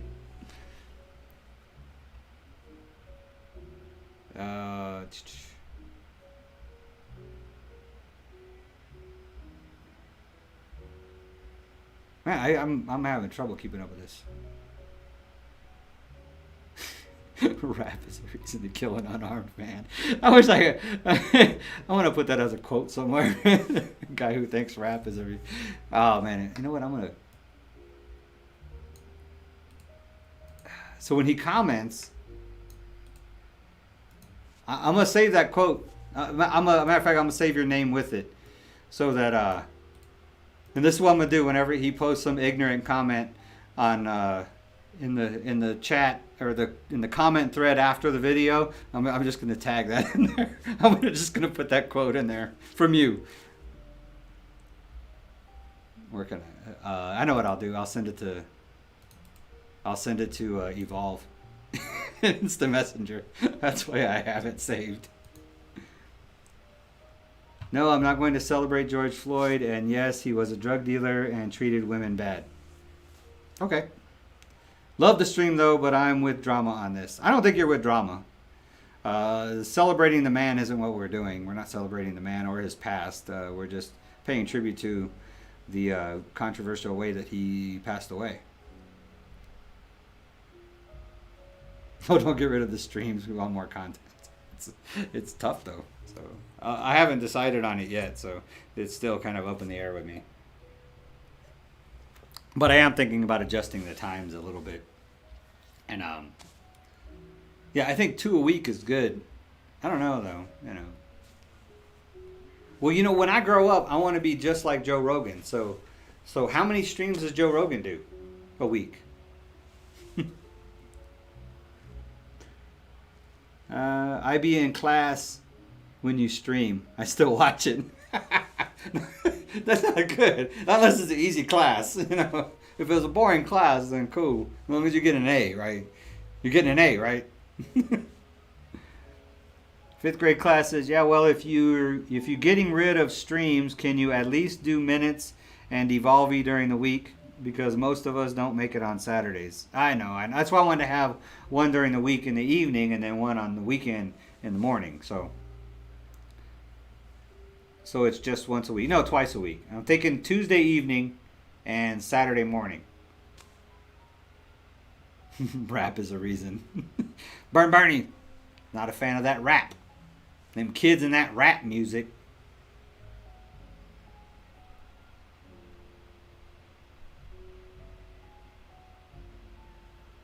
Yeah, don't cut streams unless you're adding little weekly content. I only make it Tuesdays and Fridays. You're right.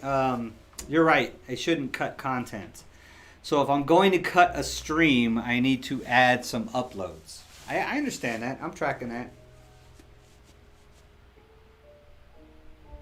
Libertarian minutes are great. I just need to practice shooting them, man. I need to practice shooting them and editing them. And I'm only somewhat creative. I'm really creative with the ideas. See, that's the thing, is how these minutes and even Devolve episodes come around. Is I'm really creative with coming up with ideas for Libertarian minutes or even Devolve episodes, but the creativity behind actually making them into reality is Evolve. So he knows how to get the shots and bring that. I'll come up with the message. He'll come up with how to bring that message to life in video. So yeah, you know, I'll get with him and see if we can make something happen. It's, you know, we both, like I said, we both have lives. So in his life is about to get really busy as soon as these kids start coming back and doing youth sports and all the stuff that he's got going on with his nonprofit and stuff. And so, you know, maybe I'll talk to him about it. You know, maybe when he comes over to shoot that minute and see what we can do. That's a good idea, though. If I did like one or two uploads, he had an idea for one too, and I apparently didn't file it in memory very well. But it was like a Q&A thing. A Q&A thing. Shoot. I think it was a good idea too. Let me see if he was way back. I don't know if I'll be able to scroll that far back. Oh, did you see this? Oh,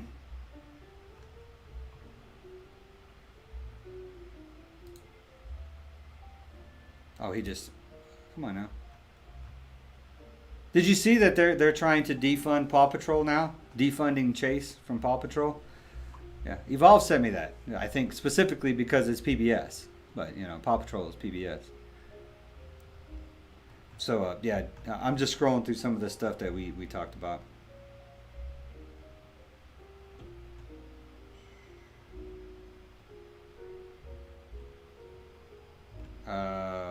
Okay.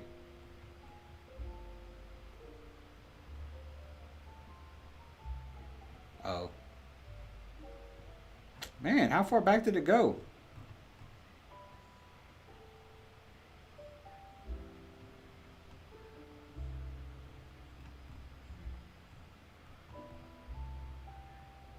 Nope. So after the last stream, I jumped into a Zoom meeting with the young Democrats, El Paso's young Democrats, and they were talking about the defund the police and criminal justice reform and stuff like that, and I was like,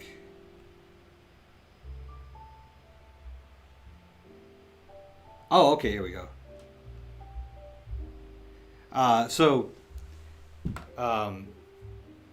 But yeah, the DA is actually still up for election in July. They're doing a runoff election in July, so it was the two that are competing for the district attorney spot in El Paso, and one of them was like, "Oh, we just need cameras. We just need body cams," and the study shows that 2000 had zero effect on police brutality or anything. So body cams made no difference whatsoever. But she was dead set on this body cam thing, and the other guy was talking about reform. And the same thing. All the research shows that reform has had no significant difference. So we need legislative changes that significantly affect the culture within police. That's what we need to affect. And I think the no-knock and I think there's a couple things that need to happen. Dissolving of police unions would be one. I think would be terrific. I mean, if that's what they're doing, if their whole purpose is to try to keep police from being investigated, then if you don't have anything to hide, then you shouldn't care if you get investigated. You know what I mean? So, but ending qualified immunity ends this culture of abuse that we have, and it'll free up good cops to stand up against bad cops. And I think at least severely restricting the power of the police unions to affect legislation or criminal action against police is necessary too. So I think all those things, and they didn't mention any of that in that debate, or it wasn't really a debate. It was just really a town hall thing. I was like, y'all are throwing a bunch of words out, but never really saying anything. That's just what they do. That's it. Yeah, it was a question of the day. This is something Evolve had ran past me, and I remembered it, but I didn't really remember it that well. So a question of the day, where I do just a minute or two video, and I'll tell the audience. So I'll just throw a libertarian question at you, like, what do you think about this? Be something libertarian related. What do you think about eliminating the IRS, or I don't know, eliminating the ATF, eliminating the FBI, just some libertarian principle. What do you think about the principle of no taxation? Privatizing the privatizing the education system, something like that. And then you guys post in comments all of your answers, what you think about it, and I go over your answers during the next stream. At some point I can go over the answers. So that was a format, would be a way for me to get, give you guys content, and it actually takes a burden off my shoulders, because you guys would be providing the content for my next stream, really. So it really kind of make it easy. So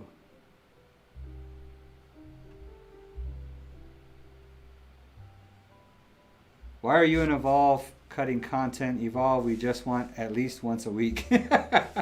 He's getting back into it. I think didn't he post a video?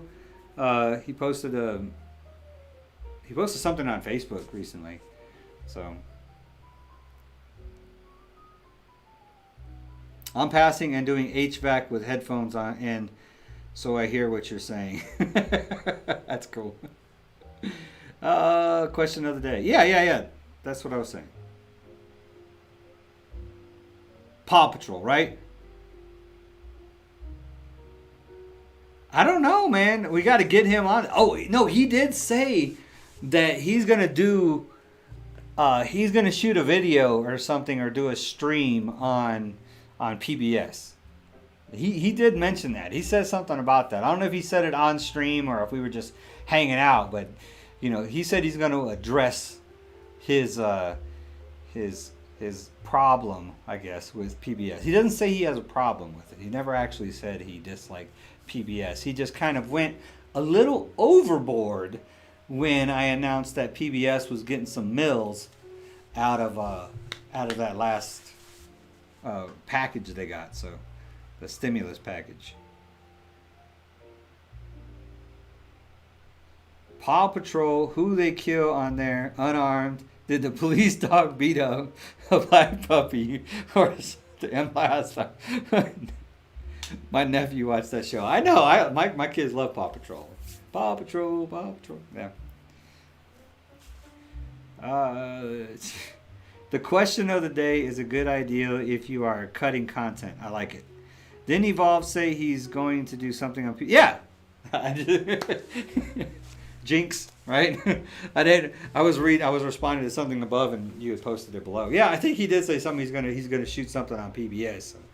So call him out on it in comments and be like, "Hey, where's that PBS stream, dude? Where's that PBS video?" I don't know. I think he's looking at shifting his content on Evolve though, into I don't know if he's shifting content or if he's shifting format. But he's not as inspired with that. He's really fired up for like Devolve and his It's Elementary and stuff. And I think he wants to kind of use a similar format as that in order to reach an adult audience on the Evolve. So I don't know. I just told him to follow his heart because, 25,000 subscribers. If you're not passionate about your content, then what does it really matter? If you aren't following your heart and doing what you love, if that's not where your heart is anymore, then maybe God's trying to guide you in another direction, and He's got the talent and everything. I just hope that He does that. I hope I that's what I do. I mean, I do this because of a passion for it. So. A passion just to try to educate people, just to try to give people a different point of view than what they're getting from mainstream media and all these other sources and stuff. So yeah, it's it's interesting, man. It's interesting. So, but I got a Saturday stream to get ready for now. So I don't know. I'll probably throw up my default little thumbnail tomorrow, unless I catch something to talk about beforehand and roll with it. Let's abolish Paw Patrol, right? Right? That's gonna solve something. It's gonna solve some problems, right? Paw Patrol. Jesus, God help us sometimes, right? Tell Devolve, great word. I loved it. Thanks a lot, man. I'll let him know. He's he had fun with it, so he's gonna. It's gonna be interesting to see how long if Devolve continues to evolve. It'll be fun to see how the content just changes as time goes by and how quickly he'll mature and stuff and how his message will change, so it's so cool now because and it makes me proud, really, just the comments that he made about race and stuff like that, because I honestly feel that the racism and prejudice and that kind of mentality, it starts at home. It starts with us as parents. What are we teaching our kids? And it made me proud, but because that he doesn't even know what it's about. He doesn't understand it. He has absolutely no way of comprehending how somebody could see another person differently just because their skin was a different color. I mean, it's literally like saying that, this paper and this paper are somehow not equal to each other because one's yellow and one's white. To a kid, that's how much sense it makes. To a kid who hasn't been polluted, by their parents. And my pastor is the one who said that. He's like, it starts at home. You can tell how the child has been raised, by the things that they say in response to stuff like this. And it really made me proud as a father that there's no recognition. And it's something that we have to actually battle at home, because they may come at school and in these public places, our children may be coming in contact with kids that aren't raised the same way, that kids that are raised with racism and prejudice in their hearts and in their homes, you know, and their parents are teaching them these things. So they hear that stuff on the playground or in school, and, you know, we have to be the voice of reason.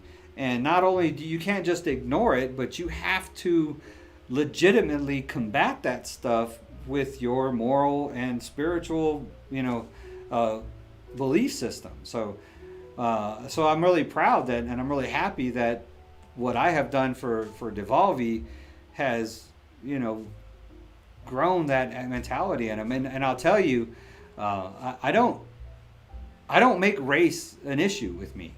It's just not. I mean, I recognize that there's injustice in the world to minorities and stuff. I recognize that there's a certain privilege that comes with being white. I recognize these things, and I know that there is this issue of race in the world still, and hopefully someday it won't be that way, but for now it is, and I recognize that. But it's not something that is on my, like, when it takes something to happen in the course of a conversation for me to realize that I'm speaking to somebody that's from another race. So, like, if I'm talking to Evolve, and you know, if he was to start talking about collard greens or something like that, then that would make me realize that, you know, he's a different race, because collard greens are nasty. But anyways, that was a joke. So it's always been that way for me. You know, my oldest son, he's 24 years old, and you know, he had a girlfriend that was black, and that was his prom date. And you know, and when I first met her, I didn't even think about it. I didn't even consider it, or I mean, it wasn't anything. She seemed kind of nervous, and then I realized I didn't know if she was kind of nervous, whether I would, you know, just meeting his father, or because I was a single dad too, so, you know, it's kind of you're meeting the only parent, or whether she thought I would think something about her dating my son. But it was like she was almost within a couple of minutes, she was perfectly comfortable, laughing and joking, and, you know, just completely being herself, like, within a couple of minutes, because she realized that I don't see that. I don't see it that way. And I know a lot of people say that thing, and it sounds stupid, but I live it. So.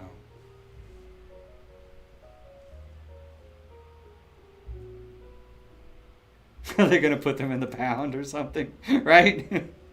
I could tell he enjoyed it. I seen all the little inserts and laughing you left in. It was cool. The theme song comes on.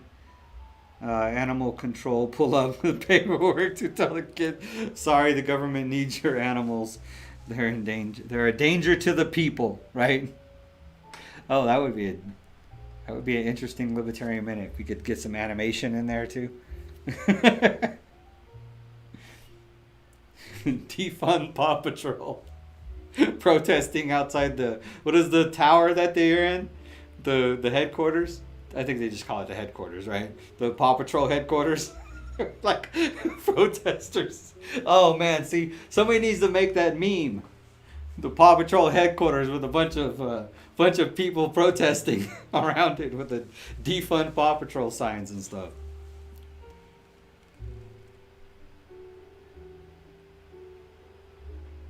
Devolve, see the perfect example you set with race and how well you get along with the Evolve.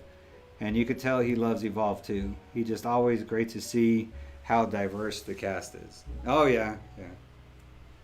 Young and old, black and white, rap, and whatever you listen to.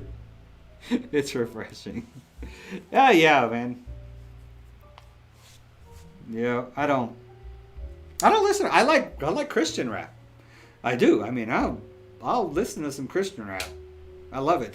The thing I don't like about rap music, to be honest, so I've been over this before too. Maybe you guys don't remember, or you weren't here, but consumption. It's about consumption. It's about what you're consuming. It's another reason why I don't watch the news or mainstream media, because I believe that consumption. You know, they say you are what you eat. I believe that you are what you consume. So, and I think you consume things with your eyes, your ears, your nose, your mouth. Everything is consumption. So it's not only about the food that you put in that's going to make your body healthy or unhealthy, but I think what you put in through your eyes and through your ears and stuff also affects how your mind works. So me personally, I've battled with things like short tempered and anger and easy frustration and stuff, and I'm trying to develop this calm sense within myself, and so when it comes to what I consume, I'm very careful, especially through my eyes and ears and stuff. So like when it comes to rap music, the thing that I don't like about it is it's usually always about at the light end it's about violence, and then at the far end it's about degrading women or drugs or a lot of cursing and foul language and stuff, and it's just not something that I want to consume because I believe that words have power. For one, God spoke the universe into existence. He said, "Let there be light," and there was light. So He spoke it into existence. And then in the very beginning of the New Testament, it says, "And in the beginning there was the Word, and then the Word was made flesh." So I mean, literally, Jesus was the Word. Words. So words have power, and it's all over the Bible how words have power. So I think what we say should, if it doesn't inspire or lift people up or give people hope, then we should try to do better. And that's the same way I try to do this stream. I want it to be I don't ever want it to be something where that's why I try not to bash the other parties so much. They make it so easy sometimes, but I try not to make this all about bashing the Democrats or bashing the Republicans. I more or less try to make it about sharing with you how libertarians would apply what's going on, apply our philosophies to what's happening in the world now. And I really want to encourage people to vote libertarian. I think it sends a message. Even if we don't win, it sends a message to our government that we need more liberty and less government control. That's the purpose of my stream. It's not about making I think I would defeat my own purpose if I made it about how ugly the Democrats are or how ugly the Republicans are. So I don't try to avoid it, but I try not to make that anything significant on my stream. So it's consumption, man. It's the same thing with what I watch. Sometimes I don't like to watch a lot of violence and stuff on TV, even though it predominates TV. So, but you really can't get away from it. Just don't watch that much TV. So that's the reason why I don't listen to rap so much. It's not that I don't really like it. I just don't like consuming it. So,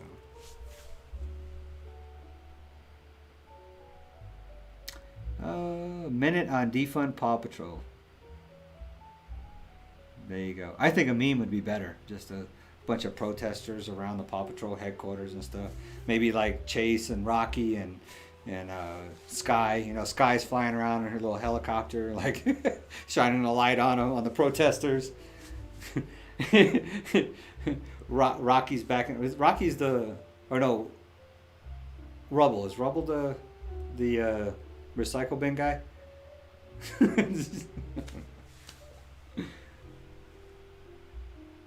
Consumption makes you who you are. Yeah, man.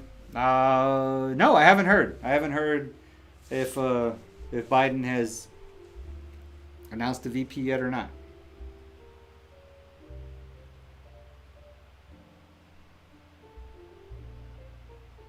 Hold on, you listen to that "Where My Mattresses" song. You can't even say it. "Where My Mattresses." You can't even say it without singing it, man. "Where My Mattresses" song, too. He better watch out. They might defund him, too. But he might need it. He get defunded if he making more money. "Where my mattresses? Where my mattresses?" I'm gonna put that as my bomb timer song. No, there's it gets ugly. Just clip out the "Where My Mattresses" part. It would be nobody waiting. We're like, I'm not listening to this for 10 minutes. Do a minute on you playing 3 characters. Republican, Democrat, and Libertarian. Have 4 bills and just state your stance on each bill according to each character.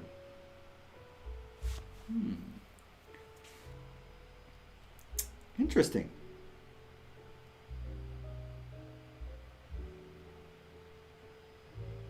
That's a thought.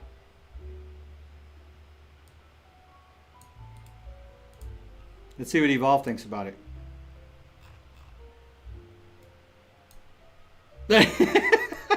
So I sent him the quote, Zaffin, we know who's that's from, the guy who thinks rap is a reason to kill an unarmed man. Evolve just said, huh?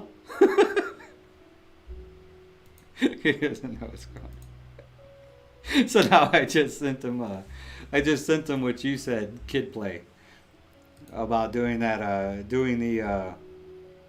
a minute on doing 4 bills like that.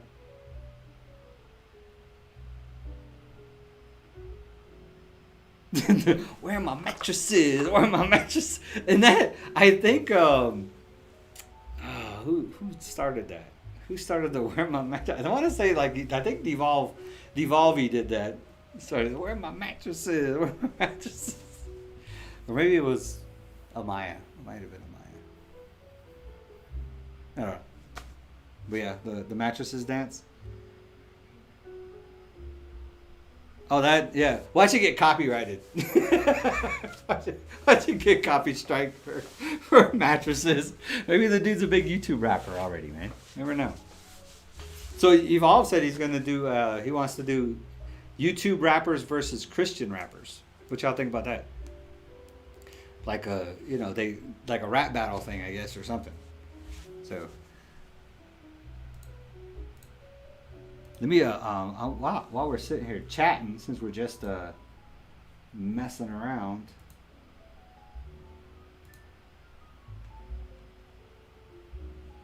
I am going to post a couple of links in, yeah, you know what? I didn't even share. I'm going to post some links in the description that I promised I would share with you all. The first one here is the Mrs. one about the Market for Security by Robert P. Murphy. The Mrs. Media. Mrs. was an economist, a libertarian economist, like Hayek and Milton Friedman. So Mises Institute is like a libertarian think tank. So the Market for Security. Uh-oh, they back. So there's that one. Here's this one here. I shouldn't even need to say it. This is going to be the link to the website for the Threat Management Center, which is a privatized security firm in Detroit I was telling you about. And the this one here is the one where I got a lot of my facts and information is from this thecut.com article about defunding the police. It's really huge, so sorry about that. The link is really huge. And then I want to find that podcast, the Tom Woods. Oh, it's a YouTube thing too. I should have it in my history.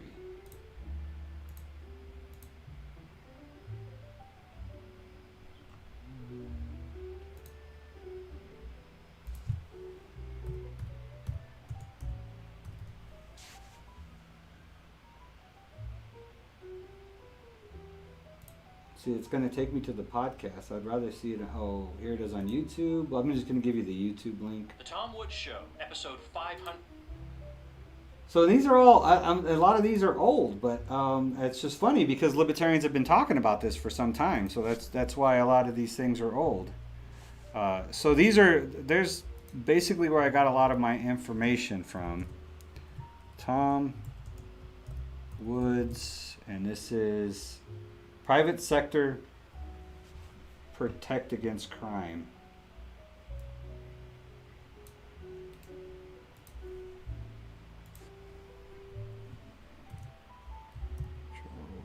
I will catch up on chat in a minute, I promise.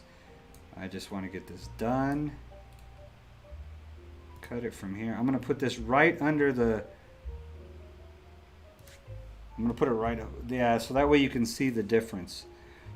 So the Threat Management Centers is right with the same YouTube channel that has... So the Tom Woods one is where he's actually interviewing the owner and founder of the Threat Management Center, the privatized security firm. So there, that's in the description now. They might suspend my account with this. Where's my mattresses? Where are my mattresses? Where are my mattresses? Your youngest one is so funny doing that dance. That's libertarian. That's G Liberty right there. We want to start. We want to do start doing like a libertarian minute thing using G Liberty.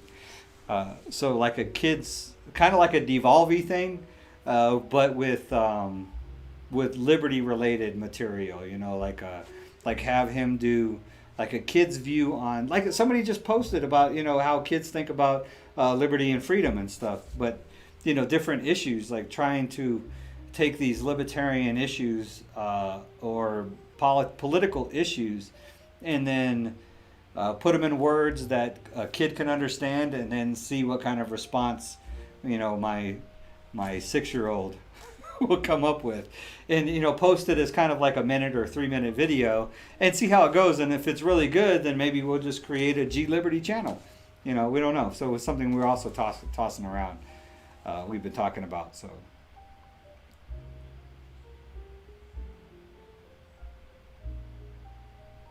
Oh yeah, he needs to get on with it, man. I'm looking forward to it too. He doesn't upload, so we come here to get updates. Hey, that's cool. How come I don't have 25,000 subscribers then? I guess a lot of his subscribers ain't watching. You got this active crew right here, you know.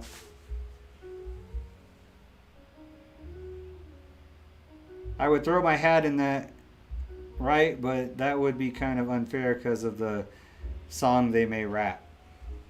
Because of the song they may rap. Oh, yeah, man. You might scare away some Christian rappers, man, with your name. Doubtful. We got the power of Jesus. We rebuke you. Spawn of hell.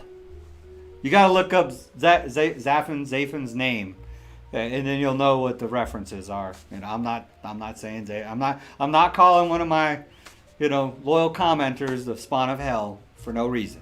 There's a reason. Look up his name.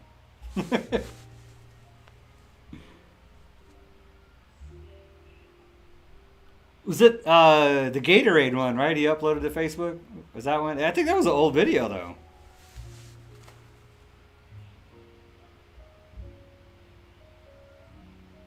When I watched that Devolve episode, I wonder if he understood what is going on in the world and protest.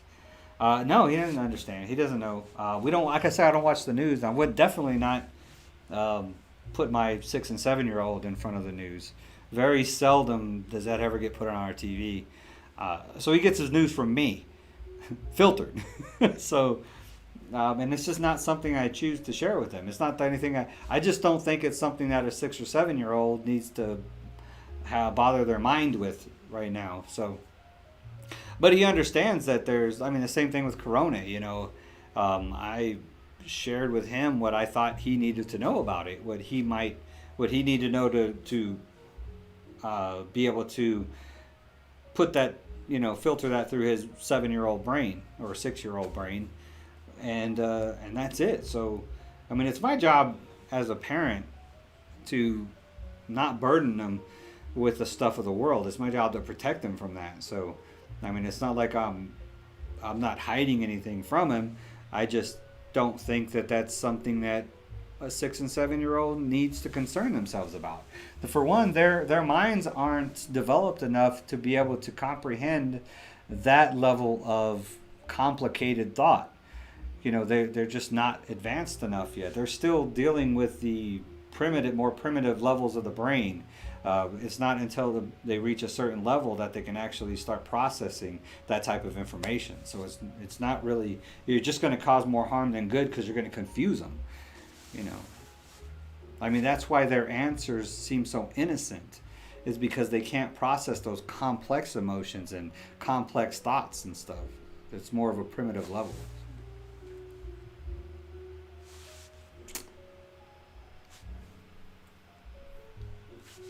Seen the little one on TikTok. Oh, the one where he slapped him?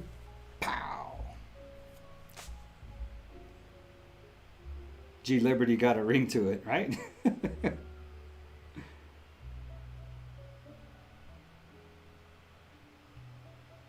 I think the Gatorade one was an old. He said this is a old video when I was trying to get in a Gatorade commercial or something. Isn't that what he said?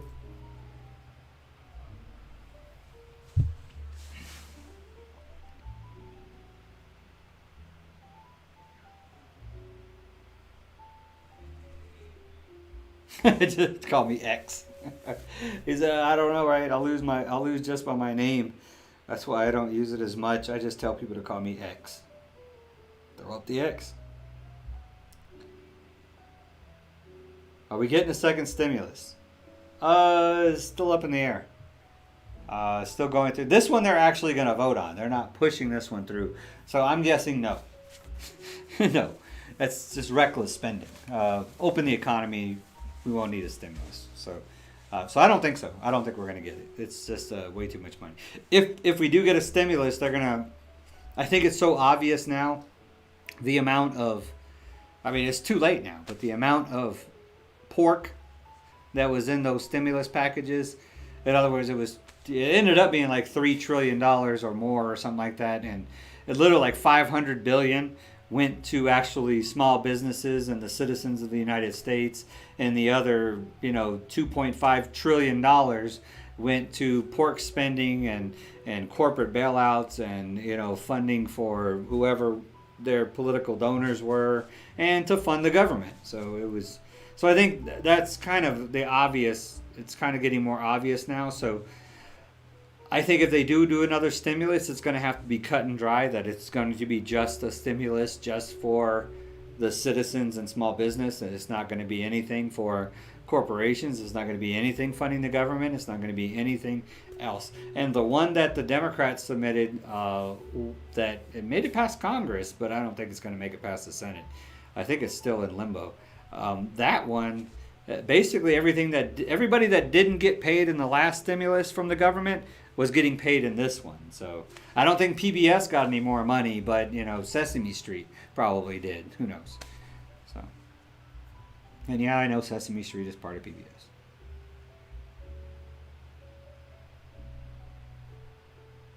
Aren't you glad? I am glad I'm not the Corona channel anymore. But I do have some Corona news if you would like it. Maybe I should save that for tomorrow. I read one article that was talking about, I'm not going to look it up, but I read one article that was talking about even with all of the crazy Minneapolis protests that were going on, these thousands of people out there protesting and everything, the corona rates still continue to drop in Minneapolis. And then the other one is this one, which is rather interesting. I had to share this one with Evolve because it was near and dear to his heart. And I will post this one up for you.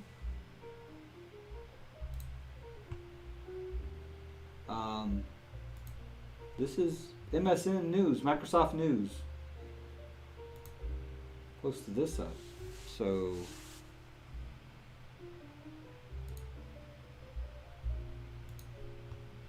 where is it?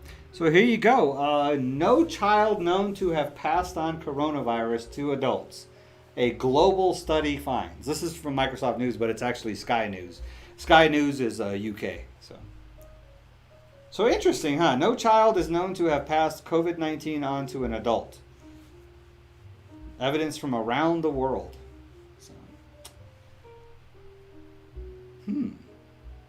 So, the more you start peeling the skin back on this onion, the more it stinks. You know what I mean? And I think it's just this whole hoax thing is gonna end up just coming out. That I don't think it was a hoax. I literally think, I've said it from the beginning, that I honestly think that it was the court of public opinion is what caused this whole coronavirus, explosion of nonsense. And look more like a scam. But I really don't think it was a scam. It ended up being a scam, but we really scammed ourselves. And this is why I say that. And this is what I've said from the very beginning, and I'm going to say it until the very end. This is what happened. Basically, there was this coronavirus, that outbreak that took place, and it started, people started getting sick and dying in Europe, mainly China and Italy. And we knew about it in January. I think we knew about it. So they brought it up to President Trump. President Trump had already looked at the numbers and looked at the stats and was like, okay, well, this isn't much to worry about. It's pretty much like the standard flu. So, it's no big deal. So, he has a press conference where he's talking about how great the economy is, or whatever he usually does, blowing sunshine up his own, whatever, making it seem like, he's created the greatest country in the world all by himself. And CNN, brings up coronavirus. Have you heard of the coronavirus, Mr. President? What do you think? Do you think we should do something about it? I don't know if it was CNN or not, but they're the ones he hates the most. And so, he gets all angry because somebody's challenging him. And so he says, yes, I've looked into it and it's nothing to worry about. Don't worry about it. So then, of course, MSNBC and CNN and all the other ones that hate him, Washington Post, they all get together and he just completely dismissed this virus. We need to make it a big deal. So then they just blow this thing up. They start pushing all these numbers out to people. This is the next Spanish flu. This is the next bubonic plague. And just media just blasting this coronavirus stuff out for 2 weeks. And then so now public opinion has changed. People are screaming, you got to do something. You got to do something. So then the president says, okay, well, the court of public opinion has now decided that I need to do something. And so he comes out and says, hey, we got to do something about this coronavirus. So we're going to do that. I developed this task force, and I put Fauci and this person in charge of it. And I'm going to take their advice, and we're going to institute these things, and we're going to stop this coronavirus, and we're going to beat this invisible enemy. I think he said that a bunch of times about the invisible enemy and stuff. And then the governors and stuff and the politicians that are below just picked up the mantle and started running with it. They decide, hey, we got to do something to protect our citizens. What can we do? Let me look in my bag of power and see how much power I can declare a state of emergency and take dictatorship type of power over my community and lock them down. And I can take the most extreme measures because I have the power that's been granted by these emergency measures. And that's how we got to where we are. That's my no conspiracy, no bull way of thinking about it. Now, the vaccine thing and all that stuff, I don't think that's much conspiracy either.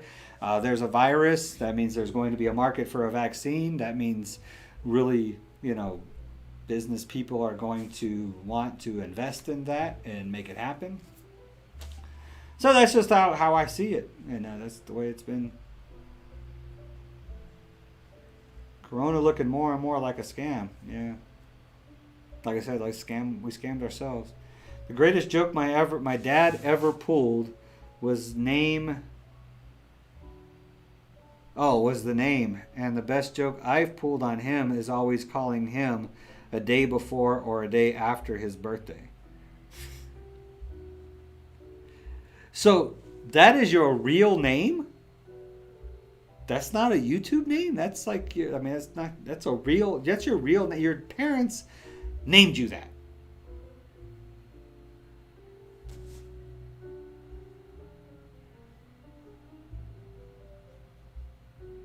Oh, you just tell me I got to keep the fire going. It's my job, remember? That is classic. That's classic right there. Wow, man. Anyway, you should go look up Zafin's name. If you'll get the joke. He's the I think it's the demon that keeps the fires of hell burning, right? That stokes the fires of hell. That makes a lot of sense. Do I think it'll come back? I don't know, man. Well, it's always going to be there. I mean, that's the thing. It's not going anywhere. These viruses, they stick around. Like the flu pandemic we had of 1968. That strain of the flu is still around. It still kills the elderly and immune compromised people every year. That's one of the deadliest flu viruses that we get every season. So, I mean, sometimes it's more prevalent than others, but these viruses, they stick around. They mutate, and you know, the thing is that, you know, this type of response is not feasible. I mean, the herd immunity is how we've survived as a human race since the beginning of time. It's the healthy people going out there, getting the disease, battling it off, and then becoming this barrier to protect the unhealthy people, or the unhealthy people get it and they die. So, I mean, not to sound cruel or anything, but, you know, that's just how people die. It's the only way you're getting off this planet, just dying. But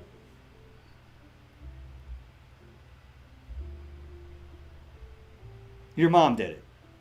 Your mom named you that. Middle name's even worse. It's like Beelzebub or something.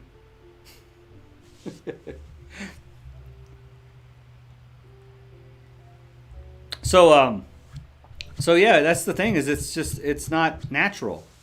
And we are part of nature. As much as people would like to believe that we're not part of nature, we are part of nature. We are a significant part of nature. The only thing that separates us from the animals is that God granted us free will. God breathed the breath of life into us. He just snapped his fingers and created the birds of the air and the fish of the sea and all that stuff. But he actually breathed the breath of life in us. So, but never at any time did God ever separate us from the birds of the air and the fish of the sea and, you know, animals of the planet. So we are part of the natural ecosystem of this planet.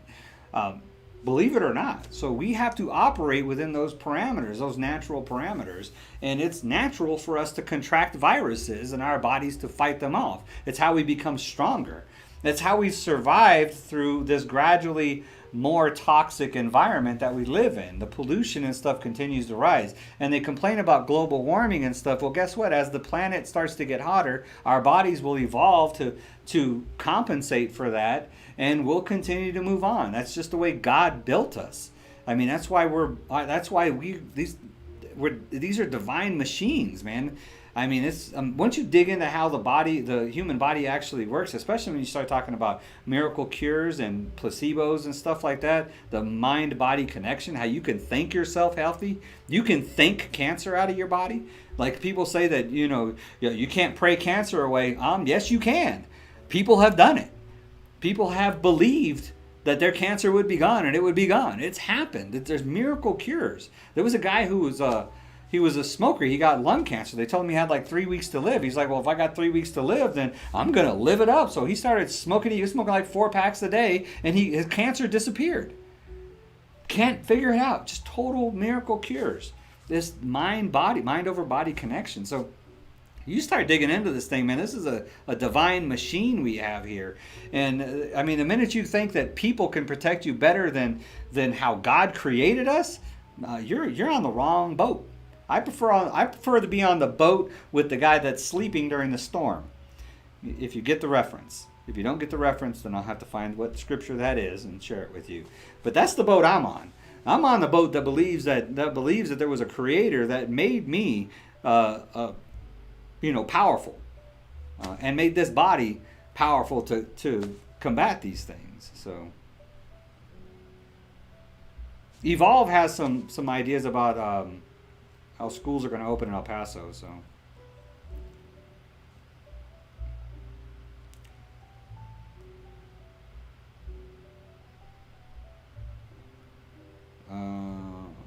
will schools open up in September? Evolve was saying that well, Joseph's Christ's Jesus's pops, man. It's the carpenter. Oh, see. Oh, are you saying because of the? Oh, I see what you're saying. The contradiction. So you got the Father of God, you know, the human Father of God, and a demon. Oh God. I thought I was bad with my oldest son's name. I picked one from the Old Testament, one from the New Testament. I didn't do the best choices. So I picked the guy who's probably responsible for the most deaths in the Old Testament, and then the doubter of God in the New Testament. That's my oldest son's name. So schools open in September. Evolve.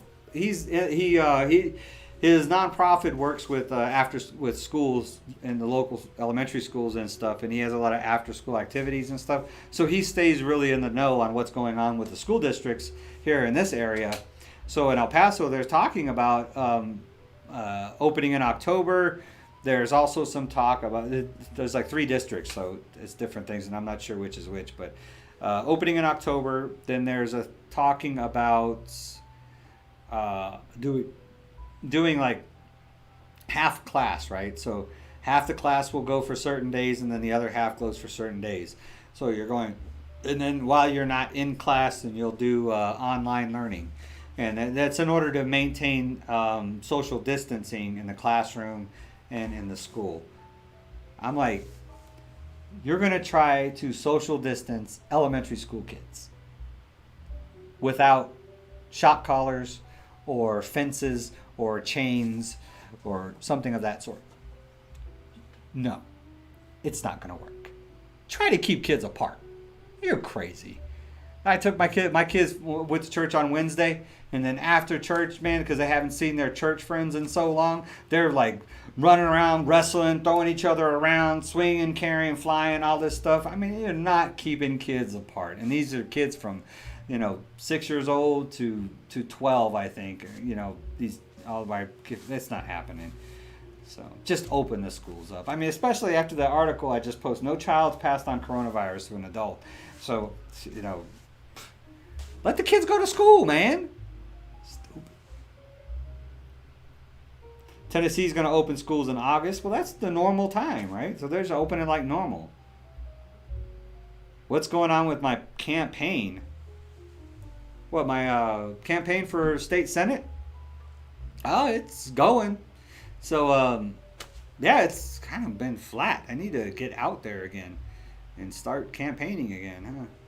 That's a good point. But it's going. I've done some. I put out statements and stuff. I got my Twitter account now, so and I'm working with the party as far as trying to get different things going. I want to modify my website. I'm kind of torn because I'm campaigning for state senate.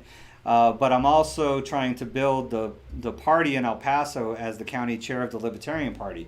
So I'm kind of trying to do both. Yeah, they do intermingle a little bit, but I appreciate you asking. I haven't been campaigning a whole lot, so I don't know. I don't know if I'm. Sometimes I kind of think that I might be afraid of my own success. Have you ever had that feeling? Have you ever thought about that? That you could be afraid of your own success.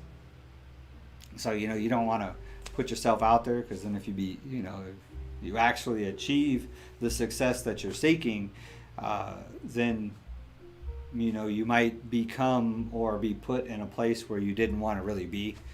I'm not saying that I don't want to win the election. I'm saying as far as like publicity and stuff and being in the public eye and, stuff like that. I don't know if I would like that kind of attention or not, but I really want to make changes in society. I want to make changes in especially my little circle of society. So, I got a Twitter thing going, so I'm going to start using that a bit. And, I really do need to get on the campaign thing, start pushing it more. So, there's some other things going on too. And then I have both the state convention and national convention coming up. I think after that, I really will make a big push for the campaign. So the state convention is in August, and that's when we'll have our Senate. So August, September, like September, October, I think will be a really big push. I'll try to probably put the party stuff on the back burner for a little while and push for the Senate campaign hard, and go for. And at the same time, I want to be promoting Joe Jorgensen. So I need to find a coordinator for our presidential ticket here in the county to really try to spread the word about Joe. So.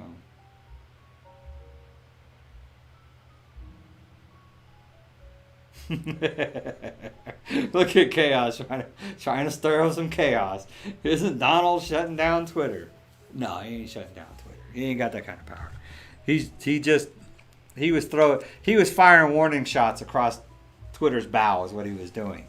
So he just basically that whole executive order was just, hey, telling the attorney general, hey, you need to look at some way to regulate Twitter, so they don't mess up my freedom of speech. Is basically what he was saying. So, but yeah, I haven't heard anything about it since. And then right after that, Twitter had a thing that came up that said they changed their terms of use. And I was like, I was half tempted to read those terms of use and see what they like, if there was some kind of response to the Donald's executive order. So I appreciate that. I do great. Yeah, it's and I really was questioning if I actually did run, if I did win, what I could do in the state senate in Texas, right? How I would be the only libertarian. Well, there's about 4 other libertarians running for state senate in Texas. So, that could be more, but chances are I could be the only libertarian in the Senate. And it's full of Republicans, and there's a couple of Democrats, but it's mostly Republicans. And I'm like, so what could I actually do? What could I actually accomplish, And then, I looked at what Justin Amash did as the only libertarian in Congress. Much larger, place, and look what he's doing. The one bill that he passed is so significant and so hard to deny. I mean, with ending qualified immunity, and it really inspired me. It really motivated me. Like, I can do something if I get in there. If I can get in there, I can make change. I can fix some stuff. I just have to present common sense legislation that neither side can deny without looking horrible. And that's not hard to do considering all the garbage that's on the books already. So he won't, man. I don't know. Evolve should run. He won't run for office. He's a people person. So I don't know. He has never. I asked him about it too. He was like, he had no interest whatsoever in running for politics. So. Trump will shut down Twitter and open up Backpage by saying that's good for American jobs. Right? Right. And that's the way it works, right? Shuts down Twitter, opens up another thing. And then, it would be government regulated and mandated and taxpayer funded. So it would be completely inefficient. It would probably crash every other day, and it would be the most censored page on the planet. The most censored media on the planet. So, yep. How would you imagine a government controlled social media platform would look? Exactly.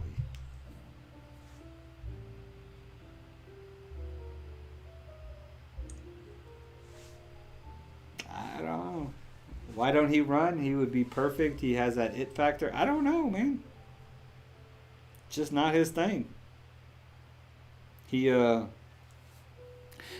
we were looking for somebody to run for District 4 here in El Paso, and I brought it up to him. I was like, hey, I can't do it because I'm running for Senate, So what do you think about running for city council?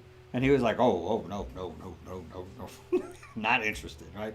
And I was like, well, do you know anybody that would be? And so he dropped a name, and sure enough, the guy that he, I guess he's more like that. He likes to be that guy moving the stuff around in the background or whatever, because the guy that he did suggest he's now running for city council, and he's probably the front runner to unseat the incumbent in November if everything works out. So.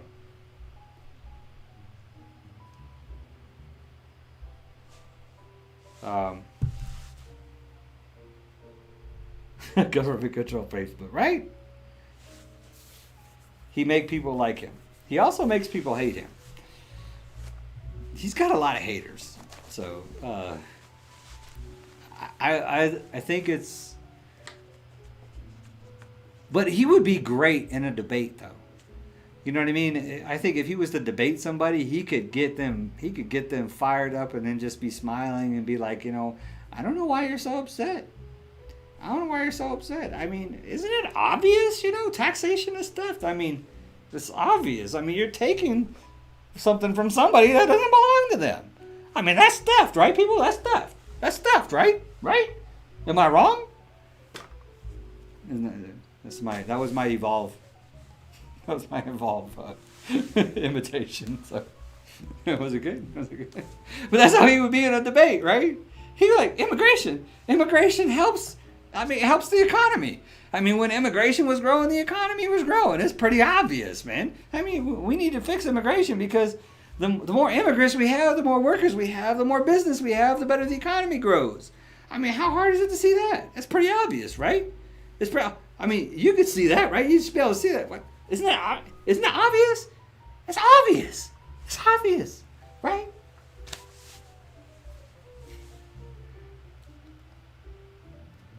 Evolve knows how to get people to hate him in the most loving way, right? You think they're slowly trying to control Facebook?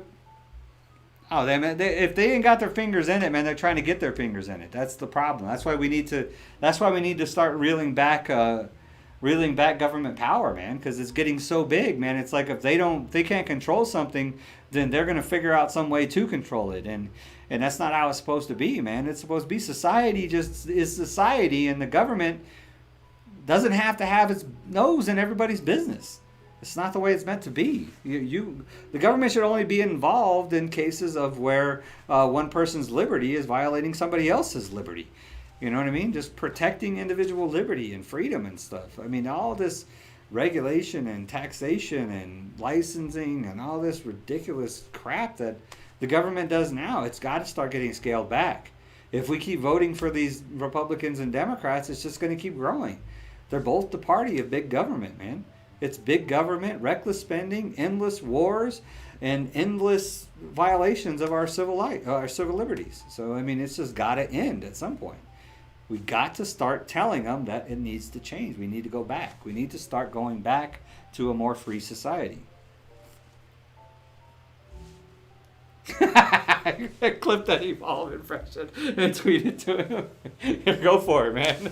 Go for it. My Evolve impression is amazing. I had to listen to it for like 6 years now, so 5 years. Yeah, I think David was 3. Yeah, I think David's about 4 or 5 years now. So, oops.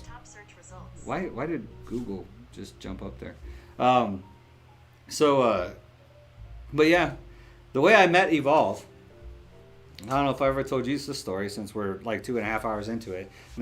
Whoever's in here watching is the only ones that are going to hear this part anyway. So it's nothing embarrassing. But we were looking for a youth sports program, and Community Evolve was brand new. He was just building it from the ground up, and he was doing Facebook ads. And so my wife saw the Facebook ad for a youth sports program. And we've been thinking about putting the boys in something anyways, get them out with other kids, socializing and stuff, and learning team sports. So I think the first one we did was T-ball. Yeah, I think the first thing we got them into was T-ball. And they were like, I want to say 3 and 2 or 4 and 3 or something. So little dudes, man. And yeah, we got involved in t-ball, and it was a learning, growing experience. And it was so, you know, you could tell him I said this, but CE was ghetto back then, man. But he kept it so cheap, you know. It was like $20 for a kid, and I seen him just let people in. You know, it was like $20, and you got a team T-shirt, and you know, and he supplied all the gear and stuff. And well, you had to have, I think you needed a glove. You had to come up with a glove, but he had some bats, and so, you know, super cheap. So just so he and I know he let so many kids play for free, you know, that parents couldn't afford it or something. And then he had I think he eventually raised it up to like $35 or something for a season. That was for the whole season. And then eventually he did like this Patreon thing where you paid like $25 a month and you could play any sport or every sport, you know, for free, just for that $25 a month thing. And it ended up being, and that was for like the whole family. That was for both my kids. So it was literally like half the price for both my kids to play any sport they wanted. So it was really a cool deal. And now, I mean, it's grown. I mean, they're a lot better. But I mean, it grew so much that the city actually cracked down on him, and then they wanted to try to charge him like $10 a head, $10 a kid, in order to use the city park system. And I'm like, wait a second, the city parks that you already pay taxes for, now they want to charge you $10 a kid in order to practice on those fields? And I was like, that's ridiculous, man. It's stupid. So you know, he's had to bounce around and try to juggle keeping this thing alive, and then finding places to practice and play, and still trying to keep that cost low, you know, because he doesn't want to, you know, he could charge $60 a kid and he would just get a bunch of rich folks' kids playing sports, but that's not who he's focused on. He wants to help the least of us, you know, like it says in the Bible. That's, you know, that's who we should be helping, is the least of us. So that's how I met him, and we, you know, we're in sport after sport after sport until I got tired of him using the Cowboys constantly, and was like, look, until you change the name to the Eagles, then we're not playing sports with you no more. Okay, I'm kidding. We actually got the kids in karate now, so they've been playing karate. If we can happen to fit a sport in there, and then sometimes I'll bring the kids out just to help him out if he doesn't have enough kids. So you know, we're still involved in that too. Not since Corona, but like 5 months ago, he was at his school and a kid was throwing a tantrum. So Evolve said, my turn, and start yelling and throwing a tantrum. That sounds like him, right? And then the kid's like, that looks ridiculous. Right? Then he told the kid, your turn, and the kid just stopped and said no and walked away. That's classic, man. That's classic. How do you donate to Evolve Sports? Where's Community Evolve? I think I got his Facebook page, so let me see if I can find his Facebook page and link it.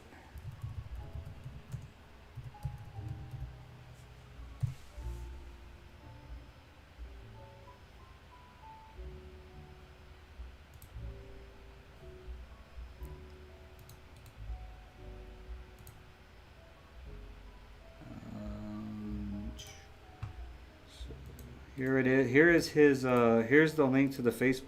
What did I do? Oh, I hit the wrong button. So that's the link to the Facebook page for Community Evolve. I mean, there's no. I mean, you can donate straight to CE. I believe it's a 503c nonprofit, or you could. If you donated to Evolve, it's probably going to Community Evolve anyways. I can imagine that whatever he doesn't spend on himself, which isn't very much, the guy doesn't buy nothing. He does except Ubers and phones, because he breaks his phone every other week. But yeah,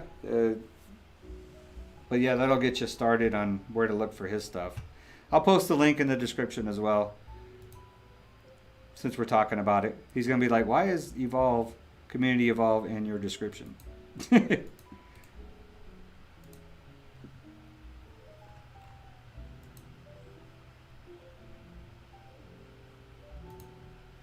Man, this really just became like a hangout stream, huh? Hanging out and talking. So it's all good though.